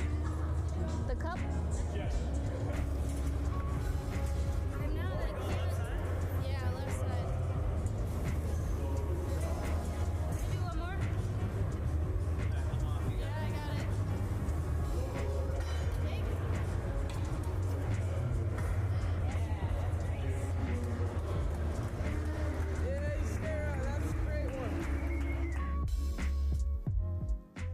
Hi, my name is Benjamin Cobb. I'm the hot shop director and one of the glass blowers here at the Museum of Glass. Originally, I'm from Newport, Rhode Island, and I've been living in Washington State for 22 years. Yeah, I would describe myself as a maker or an artist. I pursued glassmaking in art school as a material, and then I was always interested in the process of glass blowing, the pursuit of sort of technical excellence, sort of a lifetime learner, if you will, and a problem solver. So I like to have all these techniques sort of packed away in my brain so that as I think about what I want to make, I might be able to pull from that to realize my ideas. I spend a lot of time outdoors with my family. We spend a lot of time on the water, fishing, hiking, camping. So a lot of time to take in sort of the natural wonders, as it were, and be inspired by them. Very lucky to have Olympic Color Rods sponsor me this week, and use this time here at the Museum of Glass to experiment with those. And one of the things I've been wanting to try for a while is layering up three colors. The pieces that we were working on today it's sort of a general leaf shape with a bunch of lines in them to sort of represent sort of that visceral systems that you see in the leaf. I'm not trying to recreate those things, just inspired by it. The microcosm of things that are around you and sort of blowing them up to draw attention to those details. When I first started showing work, I made a variety of things that were sort of based on human anatomy. So I came up with this idea. I started making these forms that were sort of these abstract stomachs. They're very slick, modern-looking pieces. When I first started sort of making these, it was two colors, right? So a transparent over an opaque, and you get this hyper-saturated surface. But that would just make the interior that one opaque color, which was typically, in this case, it was blue. So I wanted to figure out how to add something more in there. So the interior of this thing is this bright yellow, and then there's an opaque blue, and then there's a transparent blue. That modern form is kind of stuck on a pedestal. Somebody might see it across the room and walk over to it and be like, wow, that's really cool. And they read the title card at the base of the pedestal, and you could see their sort of demeanor change when they read the word stomach. They would get like, ooh, they kind of cringed. And I don't know, that was almost more interesting to me than the actual work.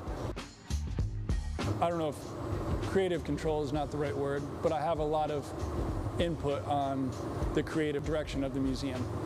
From developing the visiting arts program, working with curatorial closely. Having a full-time job sometimes limits your focus on your personal work. So I think over the past 22 years, this might be my third residency here. I mean, there's nothing wrong with that, but we facilitate other people's ideas. That's what we do. We facilitate other people's dreams coming true here in the hot shop. And to be able to have this 5 days to focus on my own work is awesome. It's incredible. The folks that are on the floor with me, Kristen Elliott, Gabe Feenan, Sarah Gilbert, Nick Davis. This week, also Sayuri Fukuda has come down to help. There's a few others that are coming up this weekend. I mean, it's awesome. And they're all here to help me realize my ideas. And that's so special.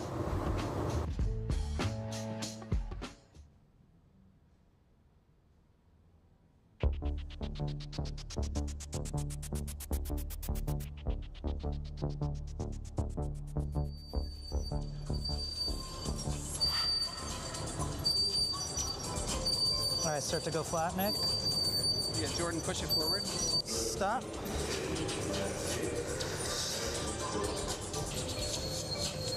Yeah, I got a little bit of an angle there. Just give it a light one. We got to sandwich it one more time. Whew, I got to put a glove on. Oh, I said it's like punning up on the inside.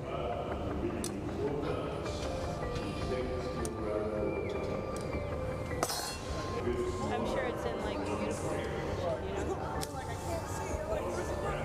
know? No. Yeah, so now we're gonna put a punny right here, Sarah.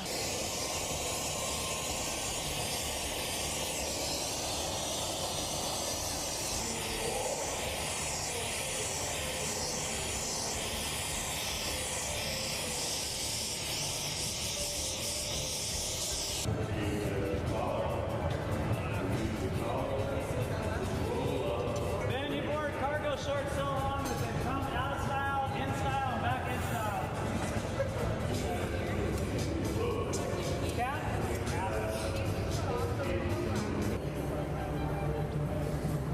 I could have kept it more. I'm gonna need some ramage. Rammy.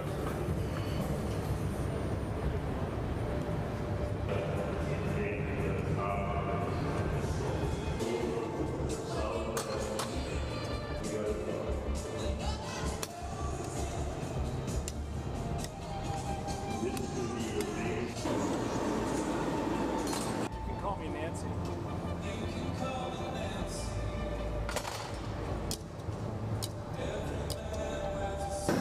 I'm just cooling it. I'm not choking it anymore. Ooh, this is leaking. Got a little air on it? This is right now. Okay. You ready?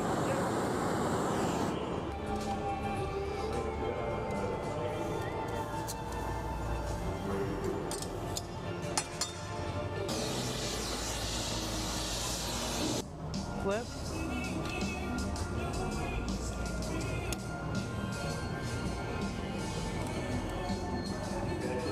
Pull, Sarah.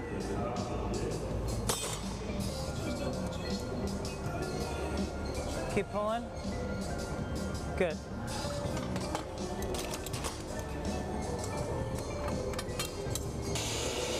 Flip.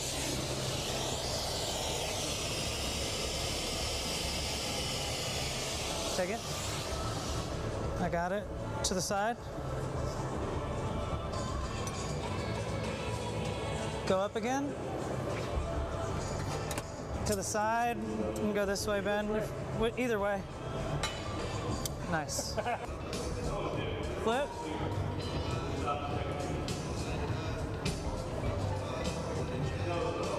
Start torching up there, Nick. Pull, Sarah. Stop. Let me get the other torch. Good. Now I'm gonna get out real quick. Whee! Give me some tweezers. We'll make some small stuff tomorrow.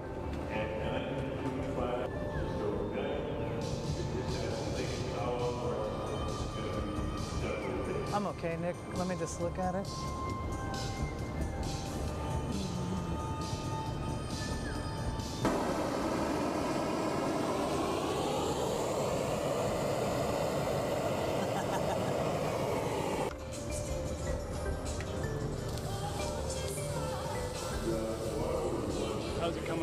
You want it flat or on edge, Nick?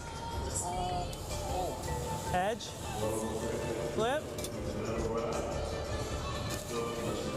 One more flip. All right, take it.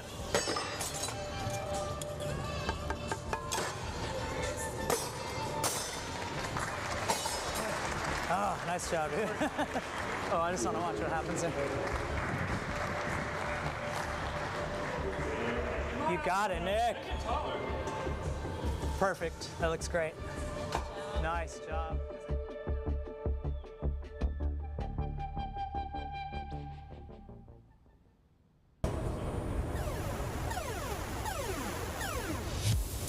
My name is Eleanor Anderson, and I currently live in Hamtramck, Michigan, but I'm moving to Portland, Maine.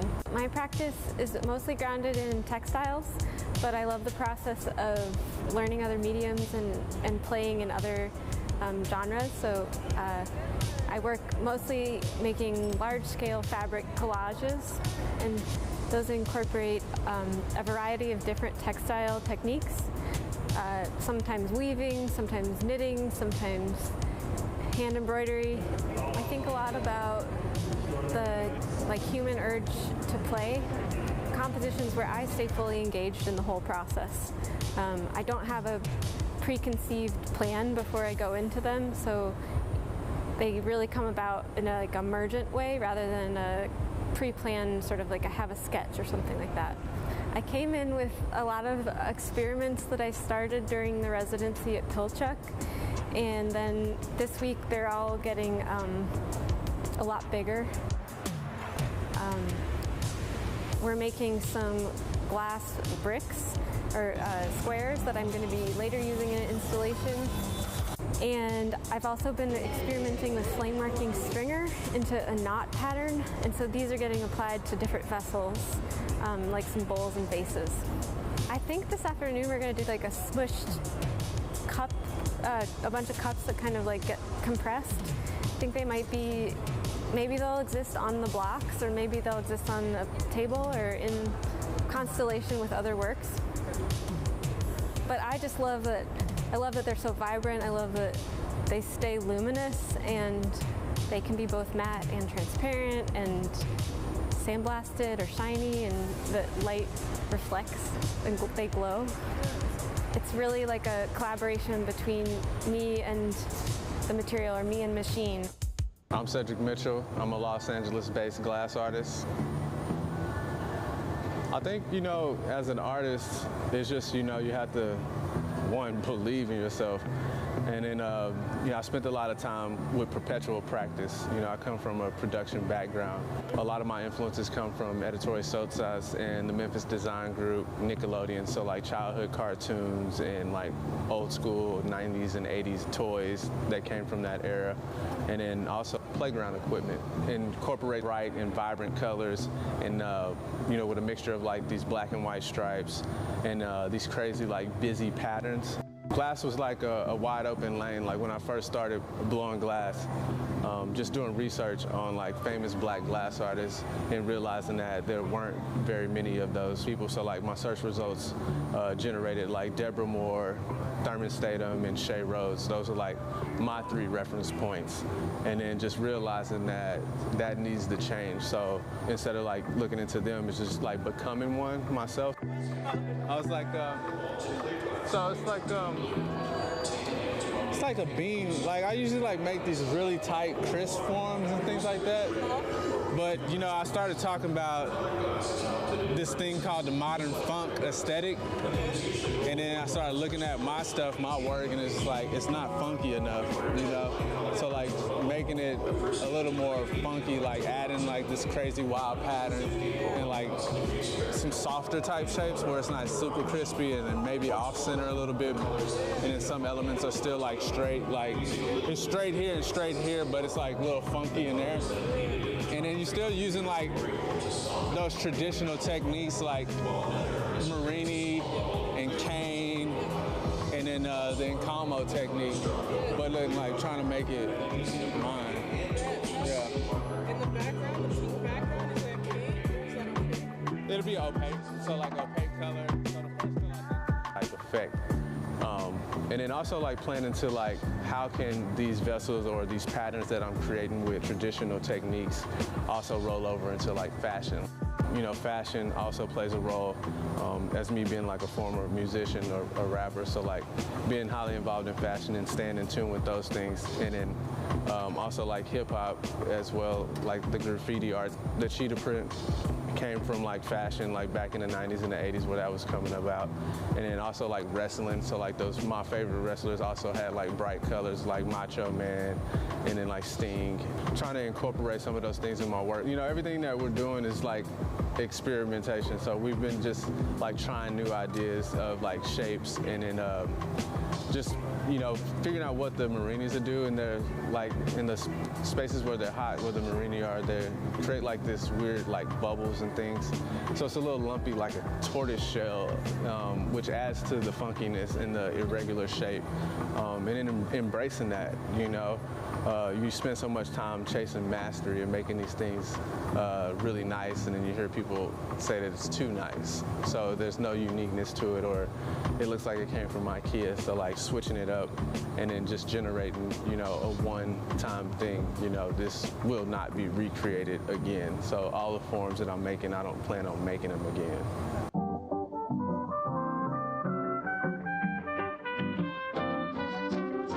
My name is Nate Watson, and I live and work between San Francisco and Louisville right now. I work between disciplines and mediums. I work intuitively and through research.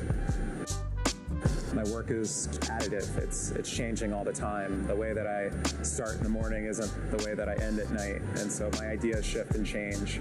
But there's a visual language that I've carried with me for the last 25 years. I try to create a container, and my process is essentially vessels, containers, assemblages. I try to build works or take on projects that deal with those felt things that tend to be a little bit more invisible. I think as an artist, I think of myself sometimes as a translator, and also making things I've come to understand is really healing for me as well, and I think it is for others. Well, the funnel is a shape that I've worked with and around for a long time now, and I just did a little bit of research and kind of looked up that form and that shape and found that it had been applied to everything from universal expansion and the shape of the universe to also data visualization and how people chart issues and things like that.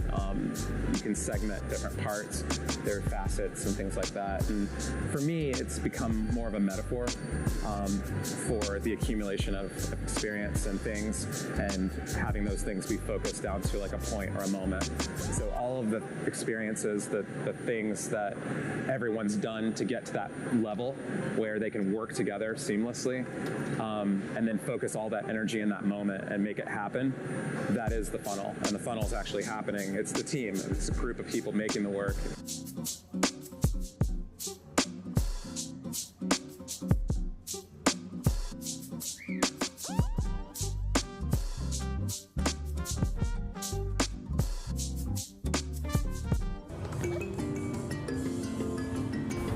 My name is Victoria Amadisa de Melendez. I'm from Philadelphia, Pennsylvania. I'm an artist who works with glass, and I work with the medium in multiple different ways. Right now, I primarily work with glass in the hot shop, blowing, also neon and flame working, and then I utilize or combine these ways of working with glass depending on the idea for my piece. I'm half Puerto Rican and half Persian, so I was looking at a lot of the Middle Eastern glass in Corning's collection and taking inspiration from that. And also my mother was a collector. My mom's Puerto Rican, but she was a collector of American glass and things like, we had objects like that in our home growing up. So, I'm trying to use form as this portal to storytelling and content, if that makes sense. Like today we're working on this Persian candlestick holder from the 13th century, and I want to give it like a bit of a contemporary update, like keep these ideas in our kind of cultural, our cultural consciousness or something. So I've been really inspired by these forms that are 13th century Syrian mosque lamps, and they were always very elaborately gilded and enameled and decorated. So in looking at these historic forms, I kind of wondered what my ornamentation on the surface would be and why. And so here at Museum of Glass, I'm using this stamp that looks like an eye, and for me it's referencing the idea of the evil eye, an emblem that offers the wearer protection from jealousy or ill will. I just feel like it's so meaningful to be able to sit in this bench and blow glass here at the Tacoma Museum of Glass. It's, you know, it's a big stage to be on and a huge honor, and it just feels like something I'm going to remember for the rest of my life, and something that really has brought me joy and a lot of confidence and pride in my work.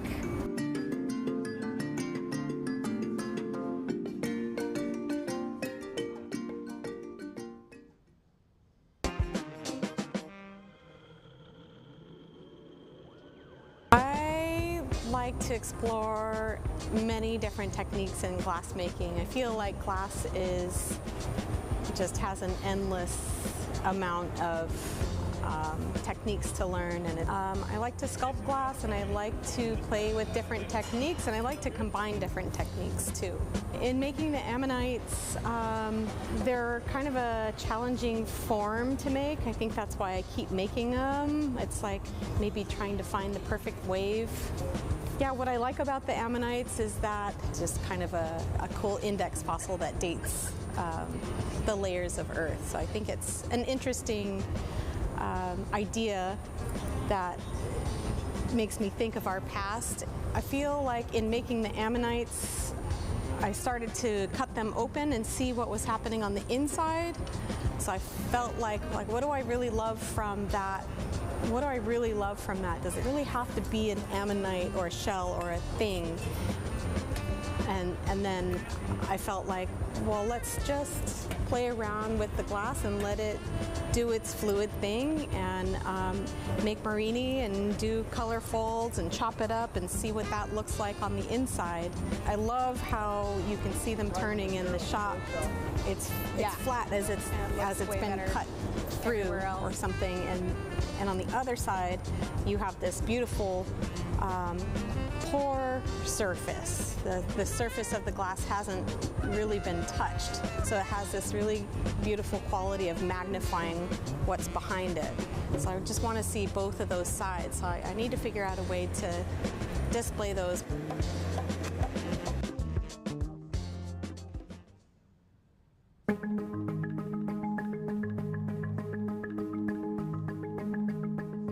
My name is Fumi Amano. I'm originally from Japan, but currently I'm living in Seattle area.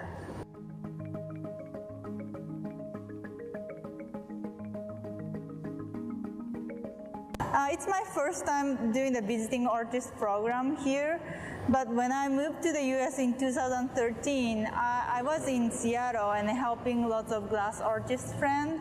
So because I really wanted to experience in glass studio, so I was kind of helping lots of glass artist friends in this hot shop as well. I was assigned to make a sculpture with glass for a new concourse C at SeaTac Airport. So I'm working with the museum team to create lots of rondelles for that sculpture.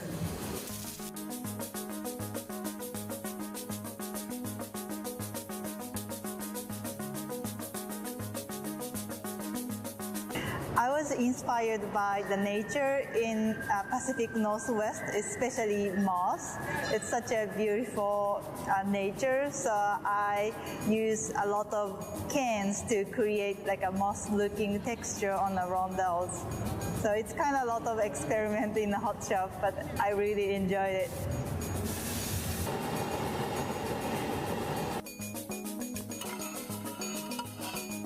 yeah, I can't wait to make rondels with it. It's a kind of like a patient time, like, you know, pulling cans 1 day, 2 day, all days. But, you know, after that, we can just roll up and making lots of rondels. So I can't wait to do that.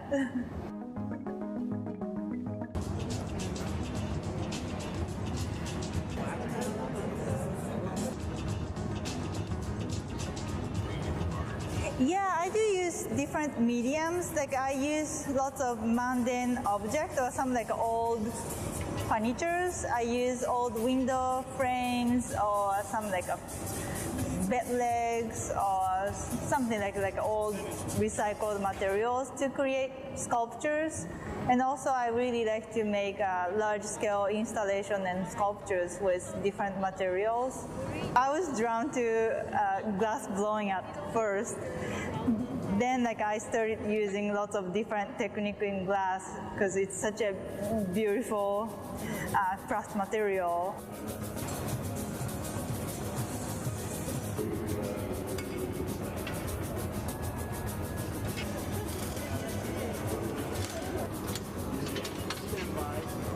Yeah, it's so satisfying to see like a really good glass artist like manipulating glass so smoothly. It's so satisfying to watch. So, yeah.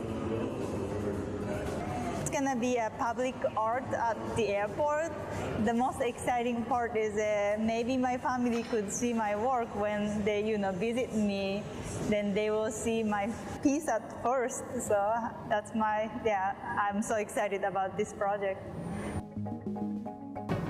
Yeah, I really enjoyed it. Like, I see a lot like rondels we made yesterday. Like, it's kind of like an experiment. So because I'm trying to make rondels with kind of like a texture look like moss, it's a kind of challenging for us, like how to make and how it would look like as a result on the rondels. So I really like how it turns out. Like I have a lot of designs on the paper, but you know, working with materials, that would change a lot how it would look like in, you know, real glass. So I really enjoy the kind of like a conversation with the material. Okay, I want to do this, and the material answered. So now I see the answer, and now I have to, you know, go back to the material, what I'm gonna do. So I really enjoyed that conversation with material so far.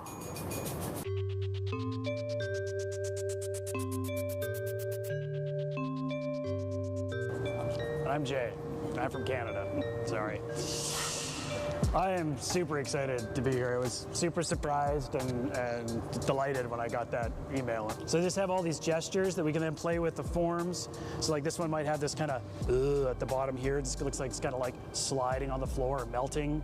And then up here, it's kind of off center. And then these will be playful up here. They don't take long to make, which is what scared me about coming here.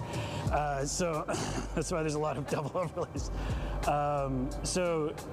But we didn't pop the bottoms out on these ones because I'm like, okay, well, I wanted to figure out how these things go together first, and then the opening up the bottom can be another thing, which would be this time. So I've never blown into that mold, so we should probably just try it. Maybe it's like a clear one or something like that. But it looked pretty fresh. It was fresh. It was very fresh. Jason Murphy made that for me. We just want to pull tubes because I thought it would be cool if we had different thicknesses of tubes, we could cut them into sections and glue them together. So as the neon went through it optically, they would change. Low pressure. Yeah. Let's have some fun. Especially that one, which totally looks like Mars Attack.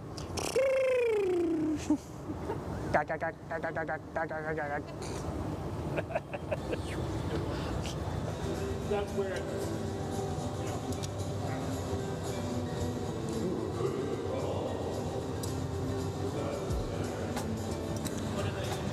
they are Bristol green and gold ruby, like K3.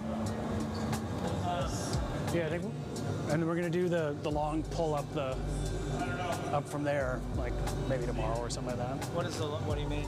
We're gonna try basically pulling this out, but then just doing it from up top so it drops in, and just bend it into a U there and try and manipulate it.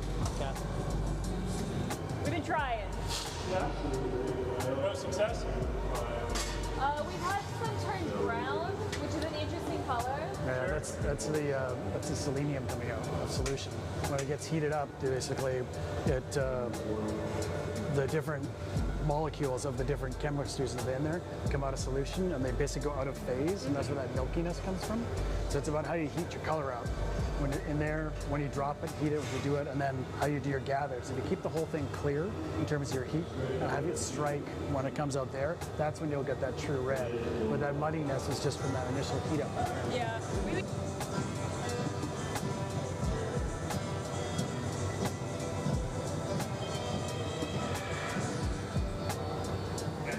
It'll be great. That's how it works. I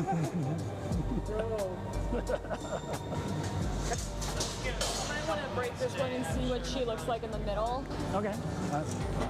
It's your neon world. I'm just living in it. It's kind of a beautiful size. I don't know. Is that way too big? Oh, like the diameter? The diameter is fine. I am worried that she It's too is thick? a little thick. Yeah, just score it.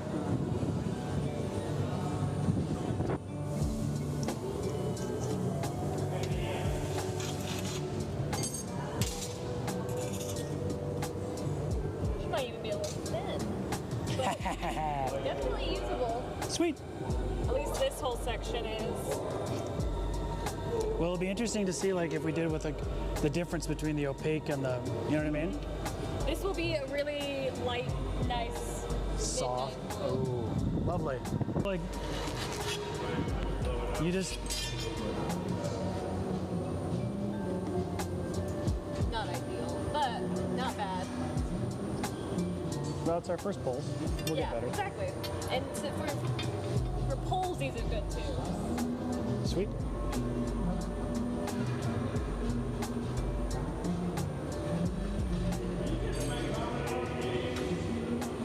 Oh, this is beautiful.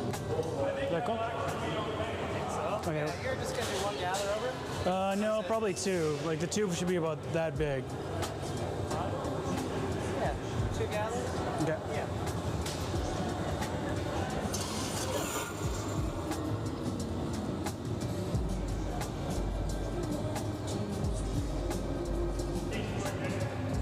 YouTube. This is a thicker thing, right? That's a polished thing? Yeah. So I think maybe the tube should be about like that wide. Okay. And how finished you is like?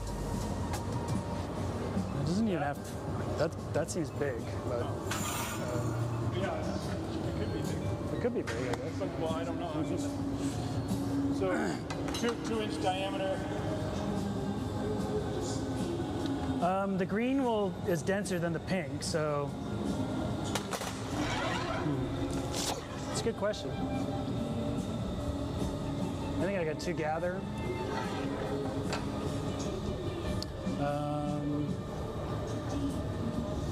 That wide, if it goes like that. It'd be kind of funny if it was like a short one. Well, I'd kind of always be short. Yeah. Depends where you cut it. That's true. That's fair. So just try to make a nice bend. Yeah, it's just You get really artificial looking ruby. So you want a color sample of this guy? Sure. And then one of the cobalt. Do you want neon and argon of both of them? If we do that, then I'll know what it looks like. Yeah. Yeah. This will turn gray. Okay. That will turn purple with neon. Yeah, we'll do 2 color samples of each. Okay, cool. Then we can see, like, we can look through different colors and see what they look like, sort of thing. Cap? Yeah. No cap. No, I'm just kidding.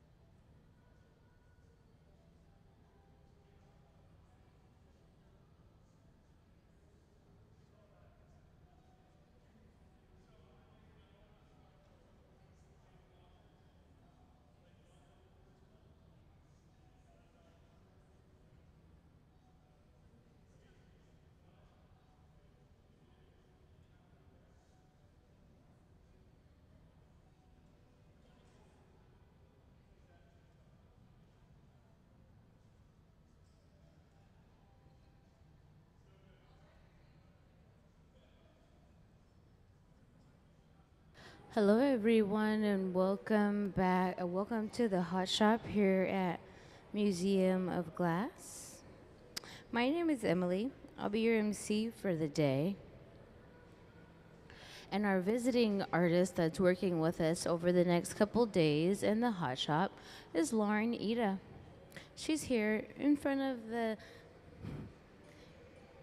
paper cut memory net. This memory net is a community-based project which allows the community to engage, and then she uses her X-Acto knife to cut all of the paper out and the items that the community desires to see in the memory net.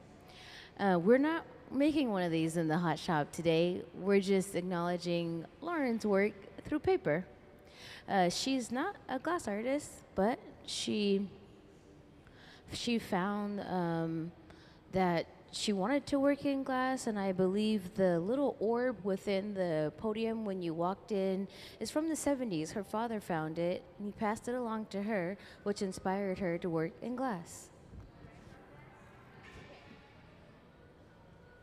And so today, like I said, Lauren Iida is our visiting artist, and artists often apply to work with the Hot Shop team due to their knowledge about the process.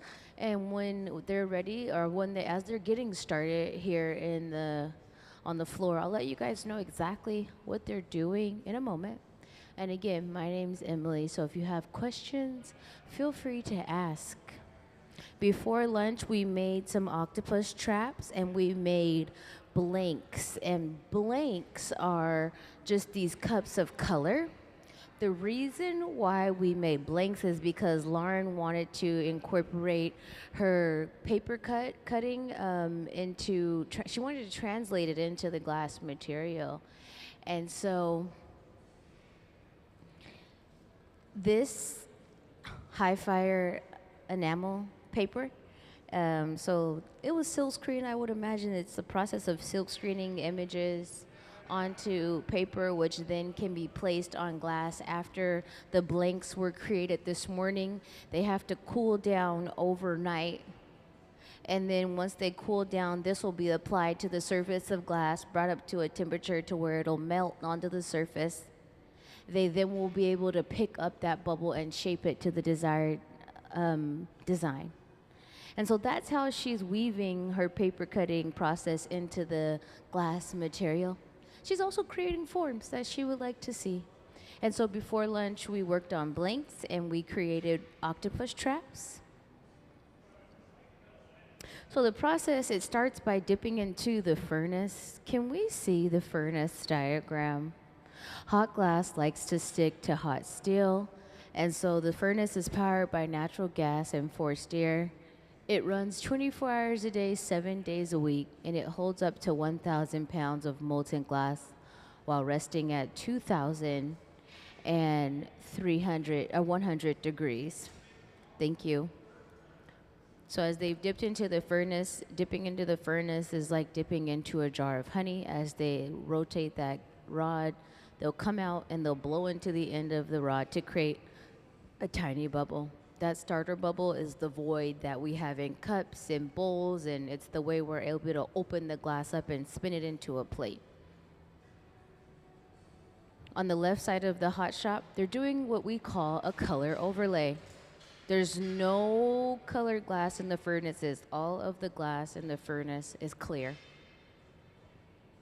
So now they're adding color into the glass by heating up a color bar and then laying it over a clear bubble. And then as he works, he'll work in and out of the reheating chamber there.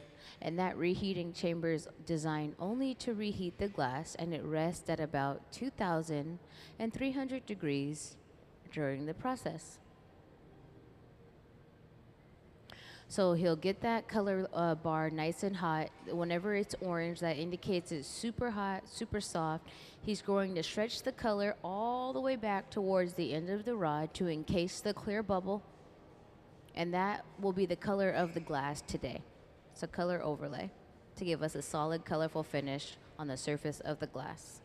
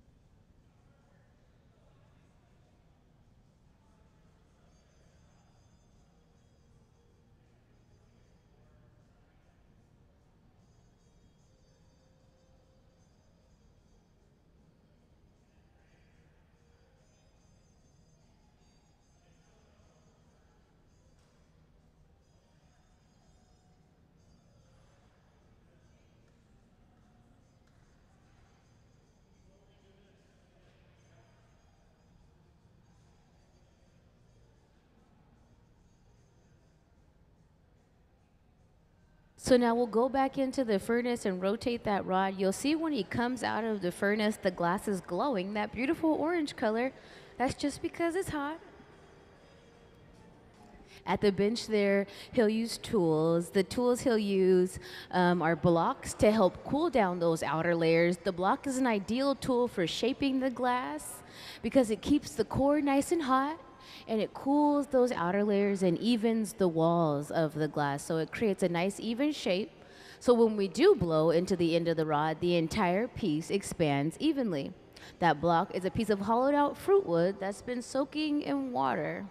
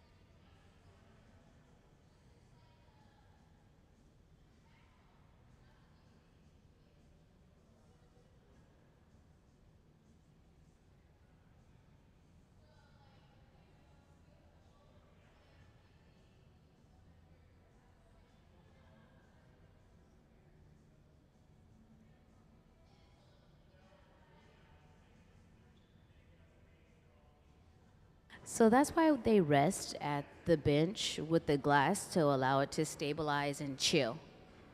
before they do like the next step, which is typically before gathering. The beginning is like an onion. You're building a lot of layers, and those layers, when we need to make a piece, the recipe is like we're gonna take 3 gathers. We're gonna do the first gather, add color, and then we'll do 2 more gathers over that. So say 3 gather piece, which then helps us gather enough mass to blow it out to the shape and desired size we want. And so in the beginning, it's a slow foundational building process. And then in the middle, when they come over here to blow it out, it'll happen so quick.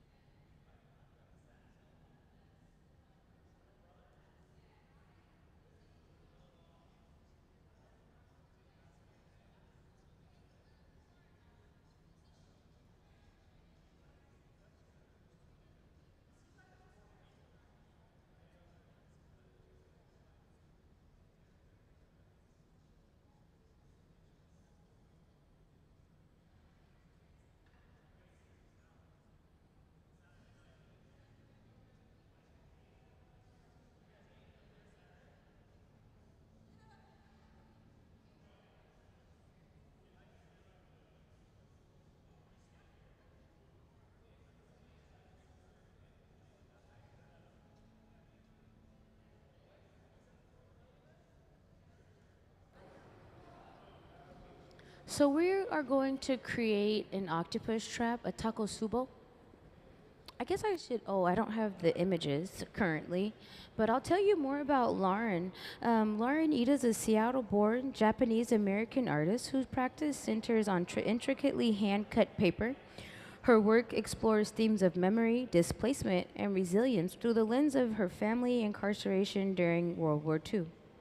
By combining her family's incarceration during World War II, by combining traditional kirigami techniques with watercolor washes and contemporary installations, she transforms archival photographs, cultural artifacts, and personal stories into expansive paper installations and permanent public art. Her participatory Memory Net project invites audience to contribute symbolic objects and stories, weaving individual memories into collective tapestries. Ida's work is currently on long-term exhibition at Tacoma Art Museum, Echoes of the Floating World, curated by Kenji Stoll, Wing Luke Museum, Seattle, Lost and Found Searching for Home, and she now resides in the Hilltop neighborhood of Tacoma. On the big screen are some of her past works. And on the floor here is one of her paper tapestries, her paper intricately cut memory net.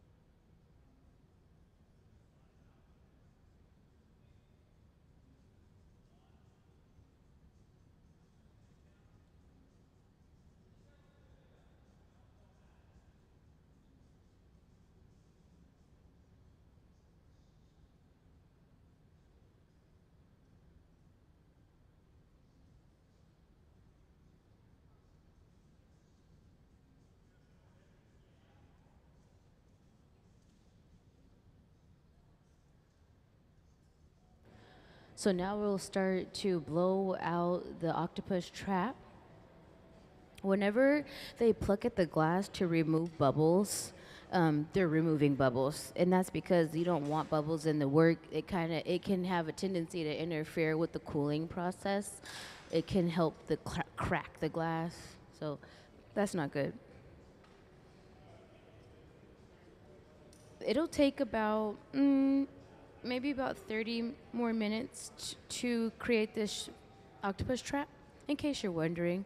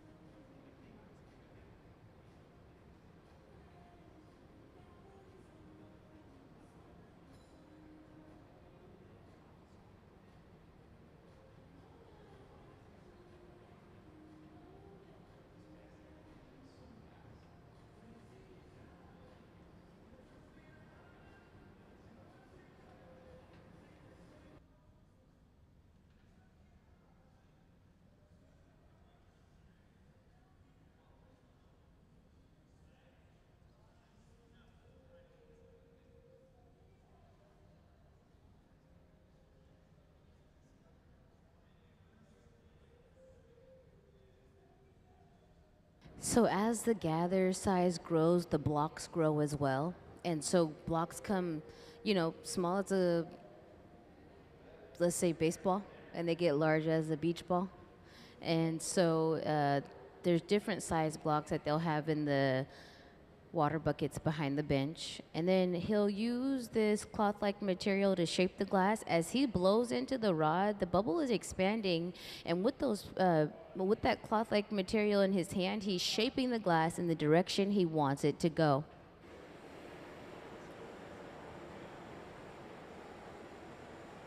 He'll use this torch here, the fluffy torch, to heat up that part towards the end of the rod. That portion goes into the reheating chamber last, and it comes out first. We want that area to be nice and soft so he can manipulate the shape.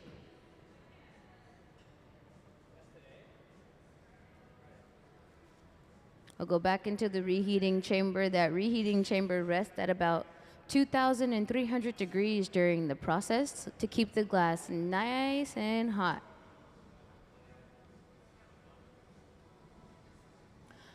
When he comes out of the reheating chamber, you'll see that the glass will glow a nice pretty orange all over. But when it's glowing, the color change, the visible color change within the material helps them know what to do and when to do it. It also becomes stiff as it cools down. When it's hot, it's super soft. When it's stiff, it's colder, but still too cold to touch.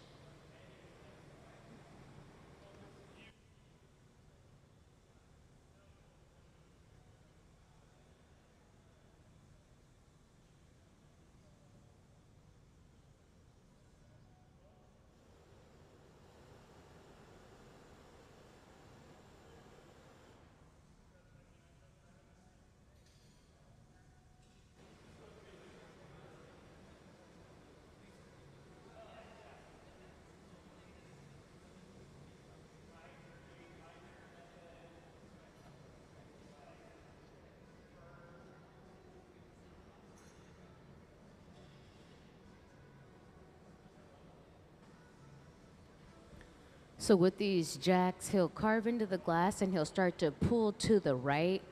As he pulls to the right, he's pulling a neckline out of the piece. Jacks are a great tool for carving and shaping the glass.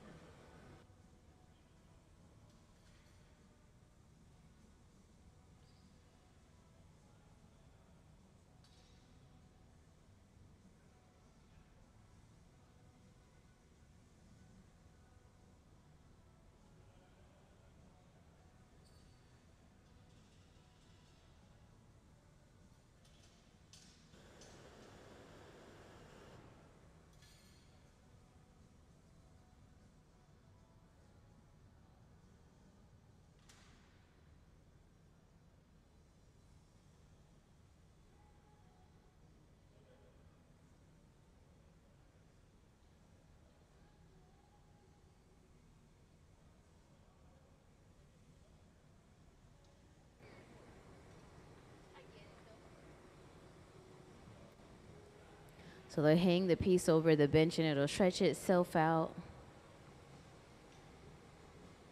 And then as they continue to carve into the glass, he's creating a jack line. This is a reference point. He's carving a weak point into the glass. It also indicates the end of the rod and the beginning of the piece. This weak point's important so we can transfer ourselves from this initial blowpipe to an additional rod to work on the opposite side. While they're working, often they work upside down before they're able to turn the piece right side up. And that's because when they're shaping, they're able to reinforce the walls and they're able to reinforce the bubble.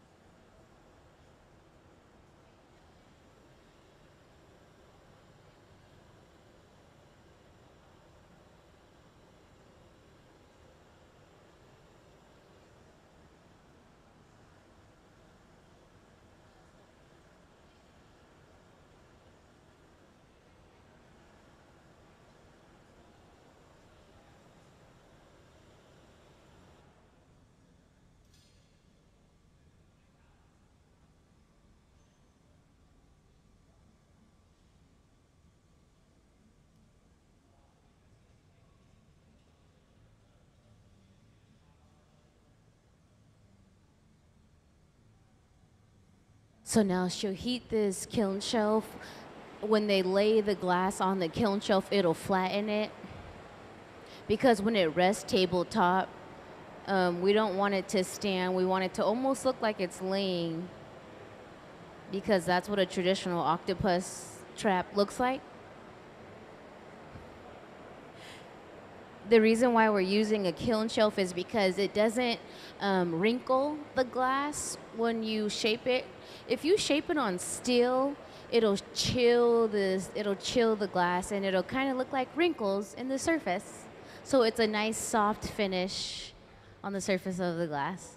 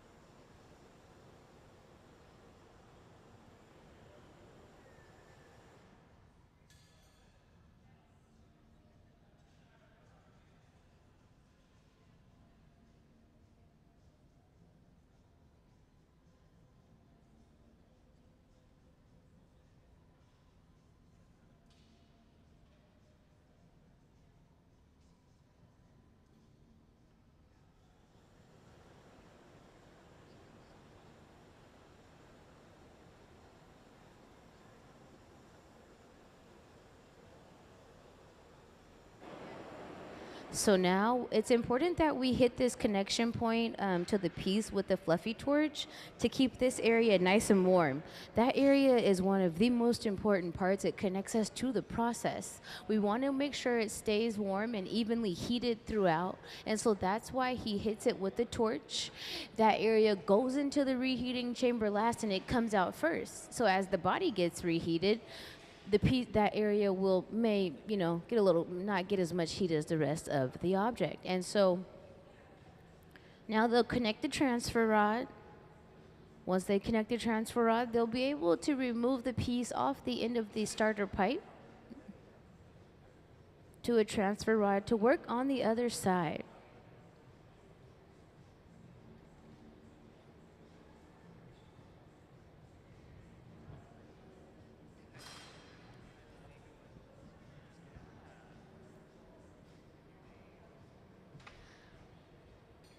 He wants to make sure that that jack line he carved in earlier is nice and hot, so when he lays water over the surface of the glass, thermal shock will set in, and then when he taps the pipe, it'll help pop the piece off. A little water, and he'll tap it.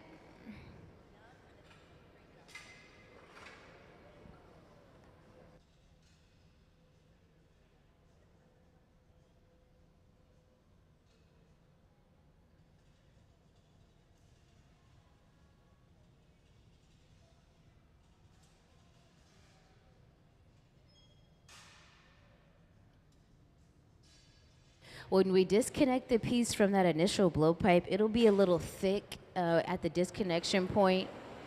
So he'll get this area nice and hot, and then he'll thin it out and remove any extra material.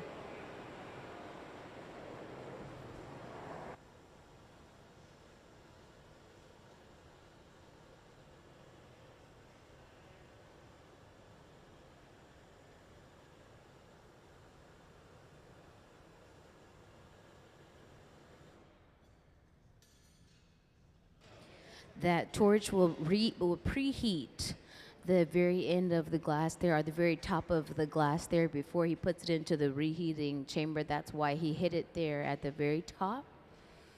Whenever the glass glows that beautiful orange color, that indicates it's super hot. And that will allow him to manipulate the shape of the vessel, the octopus trap.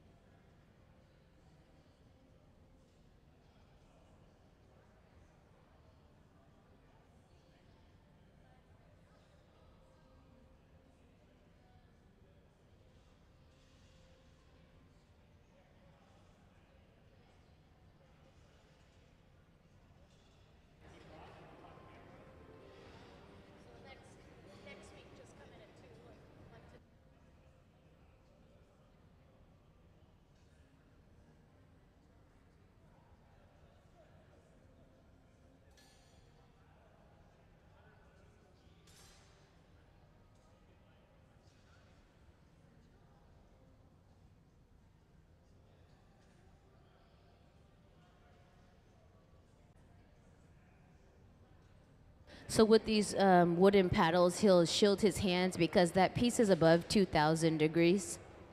And so he can feel all the energy, all the heat shooting his hand as he's trying to pluck at it.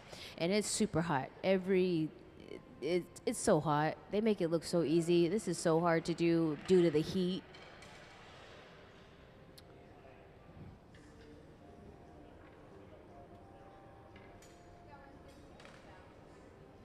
During the process, the piece needs to stay above 1,000 degrees to prevent thermal shock. So that's why they continue to go in and out of this reheating chamber. You only have a small window of time at the bench to manipulate the shape when it's chilled at this level. And so that's why they have to go back in, heat up the certain area, and then enhance the shape at the bench.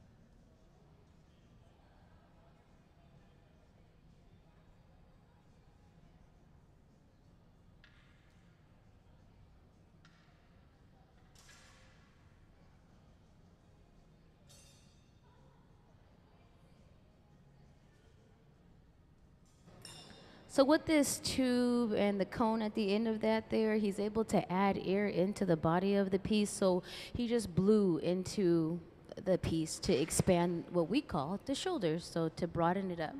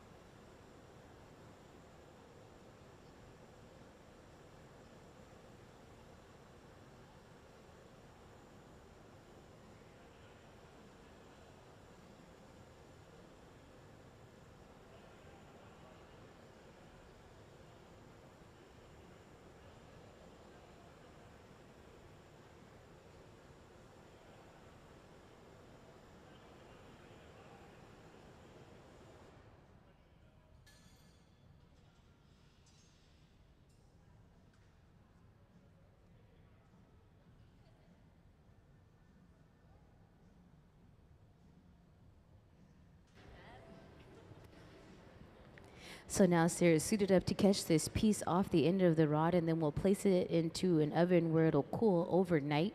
Those Kevlar gloves will protect her from physically being burnt, but she can still feel the heat of the piece as she walks across the floor. That piece is closer to 2,000 degrees. So every step she takes, those mittens are getting hotter and hotter.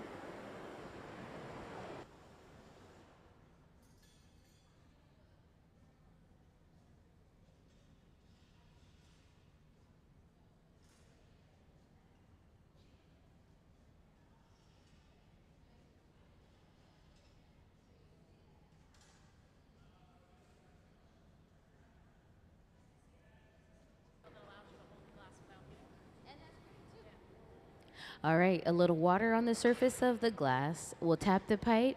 Let's give them a big round of applause for all their hard work. Clap it up. And that's Lauren Iida and the Hot Shop team. And in just a moment, we will do it all again. So if you weren't here for the start of that octopus trap, if you stick around, you'll be able to see how the process gets started.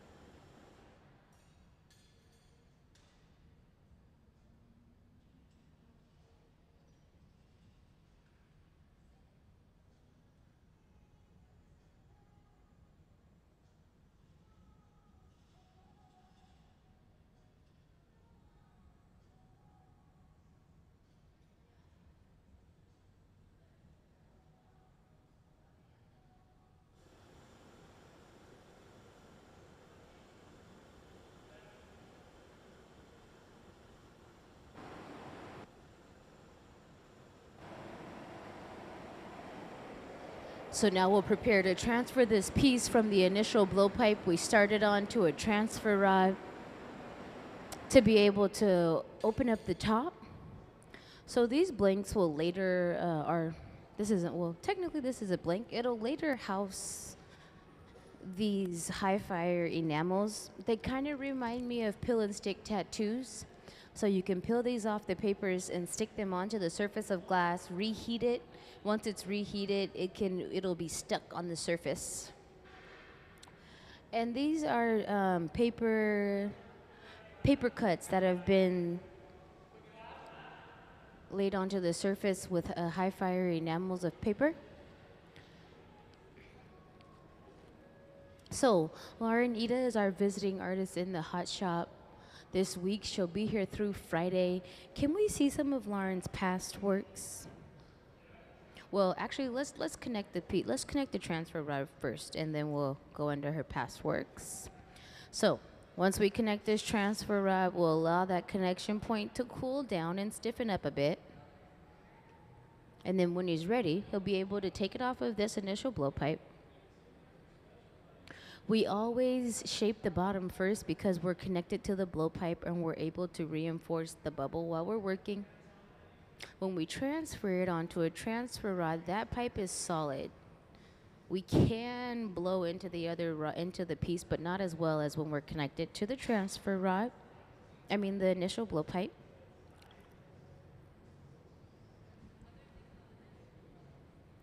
So he'll put a little water on the surface of the glass.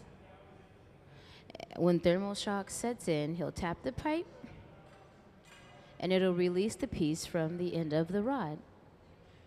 So, more about Lauren Iida. She's a Seattle-based Japanese-American-born artist whose practice centers on intricately hand-cut paper. On the floor here, you'll be able to see her memory net. The memory net serves as community engagement tool that allows people to give her ideas, and then she X-Acto knives out all of the different items that are laid in.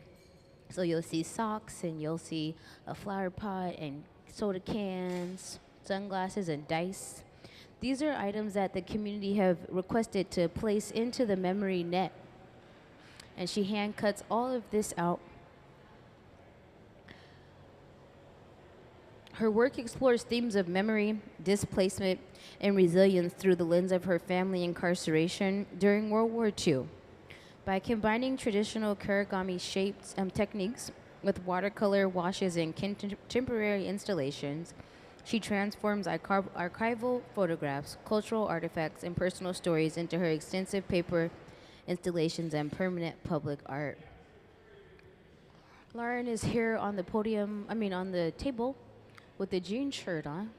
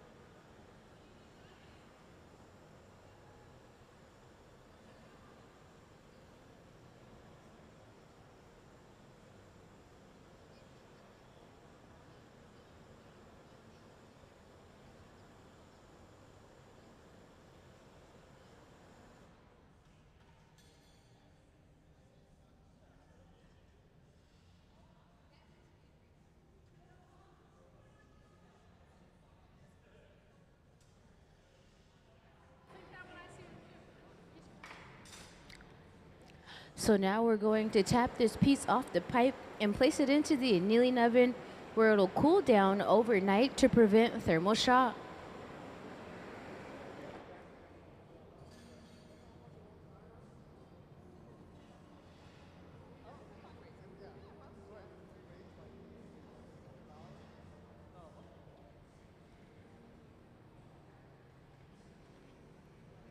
A little water on that connection point on the surface of the glass. Thermal shock will set in. And when he taps the rod, the piece will release itself. And let's give them a big round of applause. Clap it up.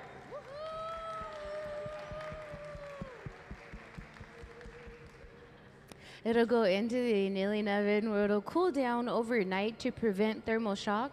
Lauren Iida is our visiting artist today here in the hot shop.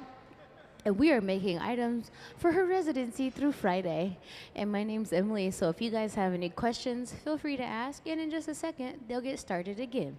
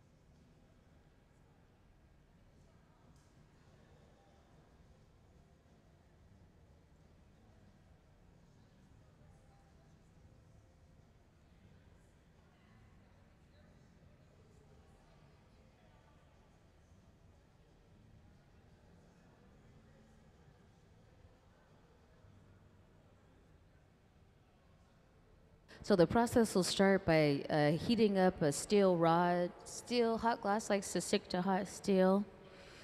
And it's not a great conductor of heat, so it's ideal for this process. As he rotates that rod within the furnace there, as he opens the door, he'll dip that steel rod into the furnace and rotate to collect a gather of glass. This is enough glass for a starter bubble. That tiny starter bubble is able to be gathered over numerous times to be blown out into a large form. The more mass that we gather at the end of the rod will then allow us to blow out the piece to the desired shape, size, and design.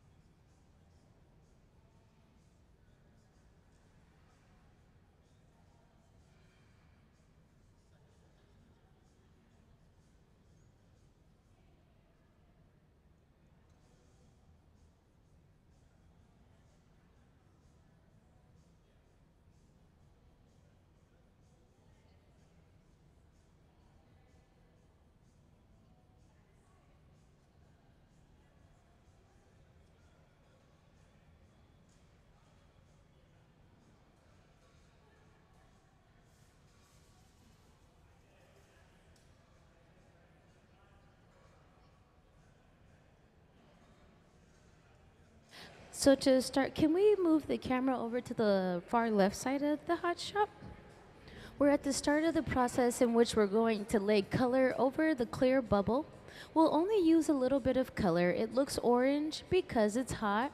This is known as the color overlay process. It'll give us a thin veil of transparent color over the surface of the glass. You'll be able to see it better when they blow it out. This is one way we apply color to glass here in the hot shop. It's known as a color overlay. Color overlays give us a solid finish in the surface of glass, whether it be opaque or transparent. It helps color the surface of the finished piece. So now he'll heat up this glass in the reheating chamber. That reheating chamber in front of the bench rests at about 2,300 degrees, which allows us to reheat the glass and continue to shape it at the tables or the bench.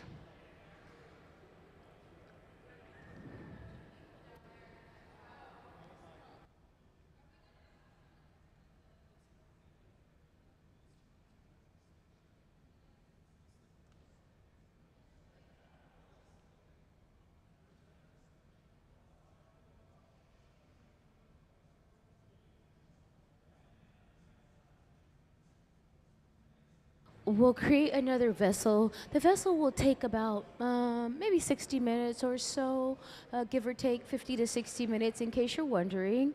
And like I said earlier, Lauren Iida is our visiting artist working with us today.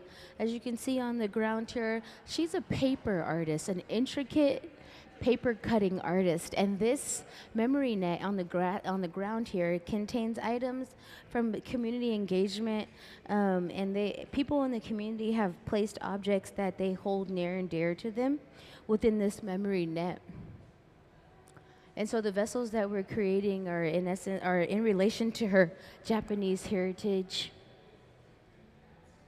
and her family's incarceration during World War II. When you walk in, you can see some of her past paper cutting, intricate paper cutting work in the vitrine. You'll also see the little glass orb that her father collected in the 70s, and that's what inspired her to apply to this glass art residency this week. So she applied and she got in, and now you guys are a part of the process in which she's creating with the team.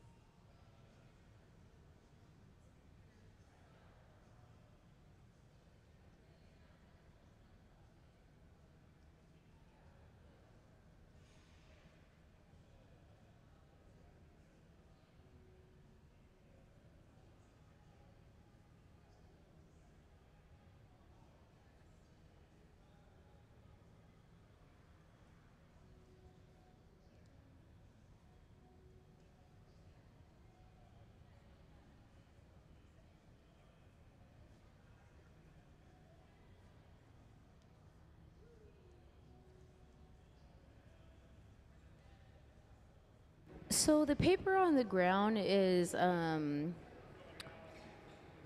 we're not making this, but we will make items out of here. So I think we've made octopus traps so far. We've made octopus traps so far. And right now we're making some vessels that will then incorporate her intricate paper cutting that have been transferred into, so these were paper cuts that were transferred into silk screened high fire enamels. So these are compatible with the glass process. These will be laid over the surface of glass objects as well. They're kind of like those tattoos, those, you know, the fake tattoos that you can lay on your skin with water. That's a simple explanation for how they're laid onto glass. And then they're high fired, so then they will stick to the surface of the glass.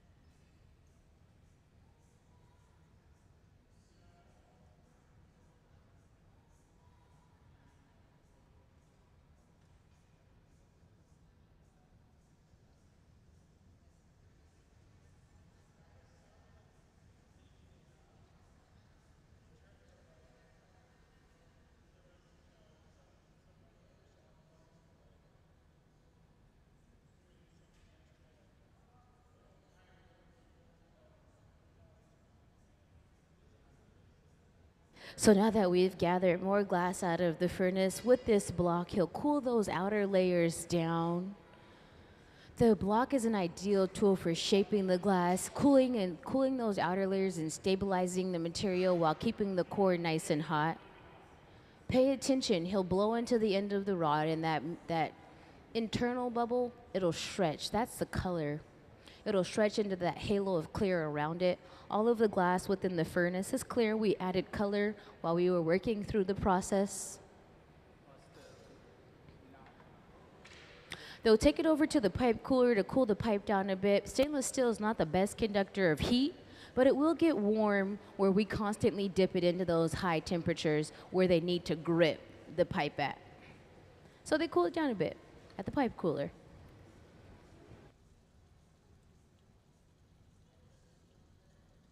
Can we please see the pipe cooler video to learn a little bit more about the pipe cooler?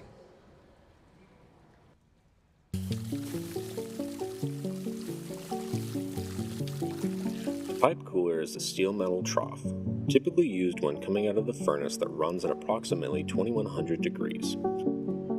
It is important to cool the top of the pipe that's closest to the furnace to allow for more surface area when handling the pipe.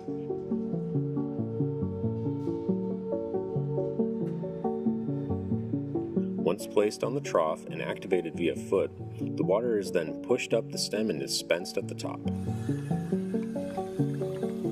Cycling the water is key to cooling the pipe, creating steam.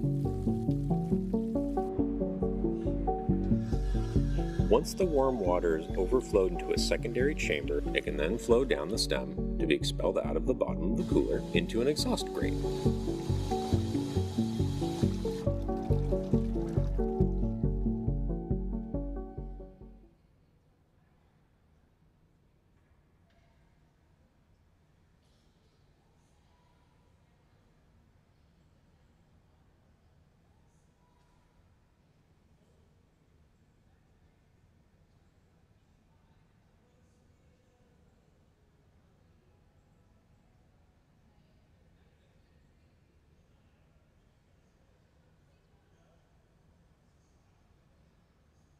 So pay attention, he's blowing into the end of the rod, and with that cloth-like material, he'll shape the bubble as he's expanding it. So with the cloth-like material, it provides him with a very intimate tool for shaping. He's able to guide the glass with a nice firm grip as he's blowing into the end of the rod. You shape the glass in the direction you want it to go, more towards the bottom, because you don't want the bottom to be thin.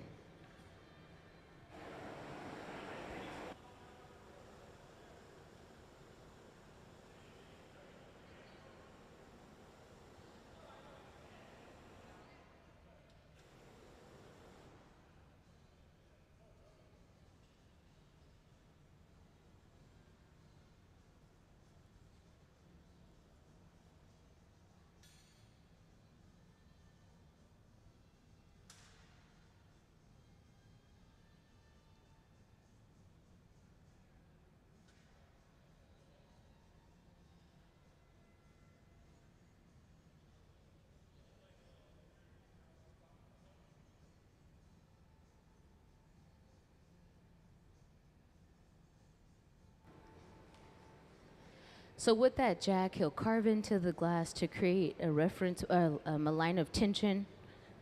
He'll also shape the glass by using these jacks. So he's carving out the top portion, so the neck of the piece.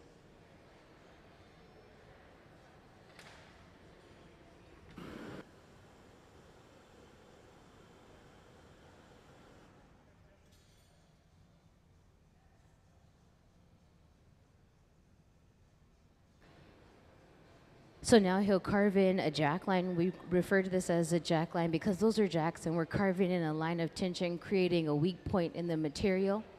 A well-carved jack line will allow us to remove the piece from the initial blowpipe we start on and transfer it to the transfer rod to be able to clean up the top.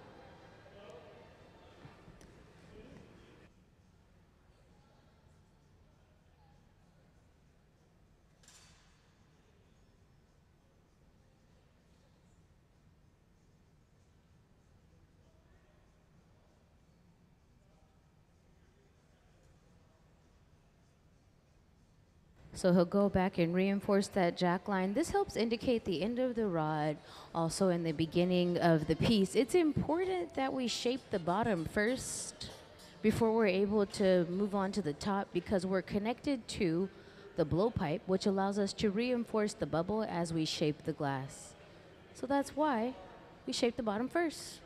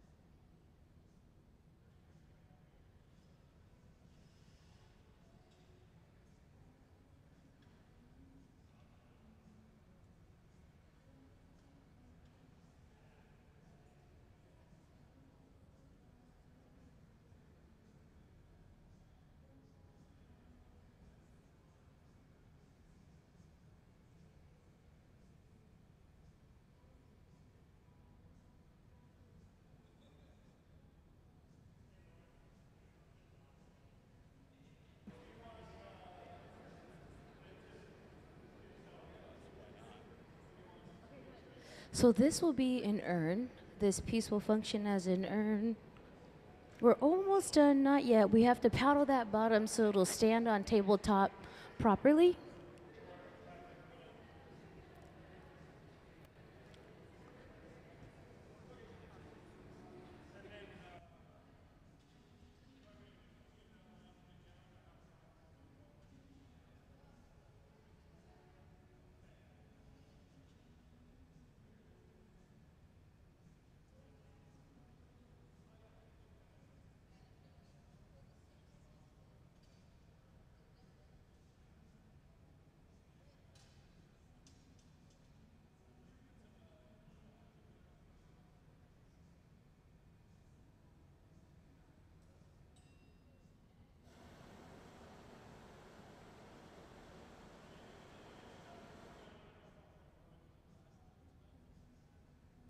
So they'll heat up the tools so then when they touch them to the material, they won't be super duper cold.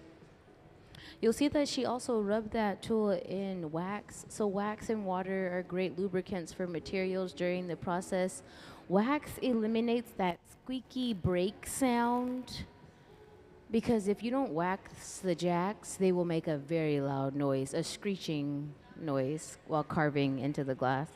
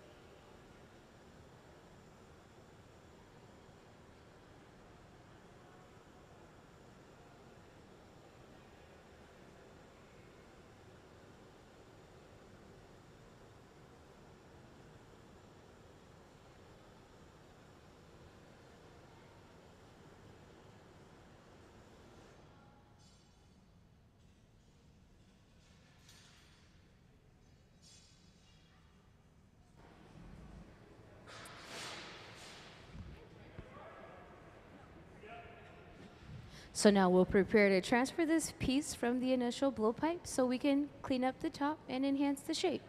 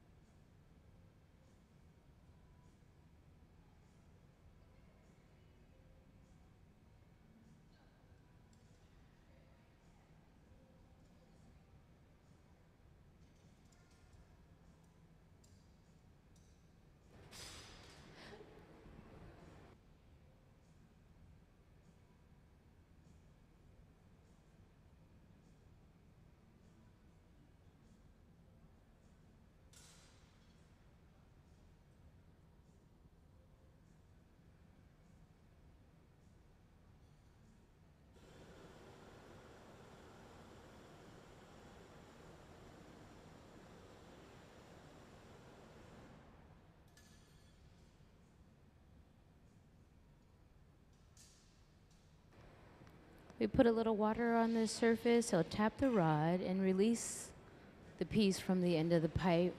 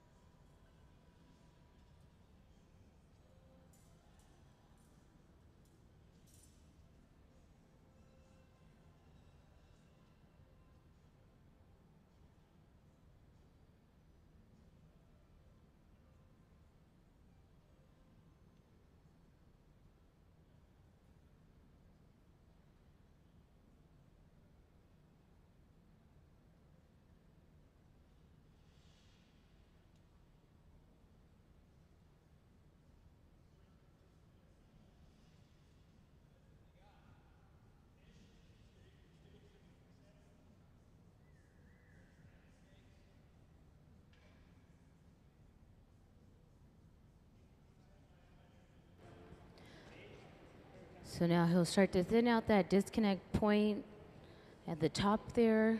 When we disconnect glass from the rod, it can be a bit thick, so he has to thin it out and then remove the extra material, and then he'll shape the top, and that'll be an urn.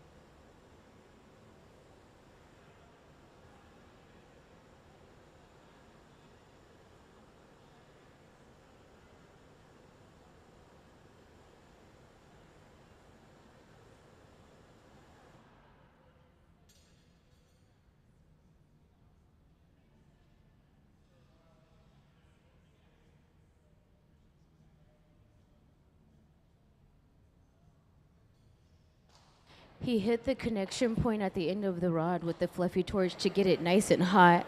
We want that area to be super spicy. So when we add water, thermal shock will set in, and then we'll be able to pop it off the end of the rod.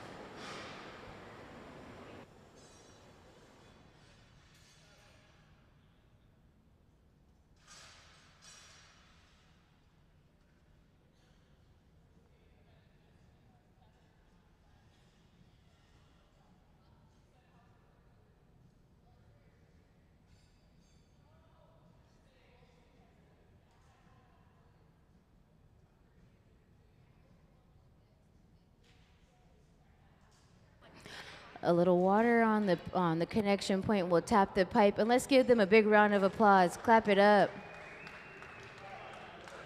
All right, Lauren Iida and the Hot Shop team, we'll see you guys tomorrow. We are all done for the day. You can watch the live stream Wednesday through Sunday from 10 to 5 p.m. at museumofglass.org. If you can't make it back, watch us from the comfort of wherever you are. Thank you so much for hanging out with us, and have a wonderful evening.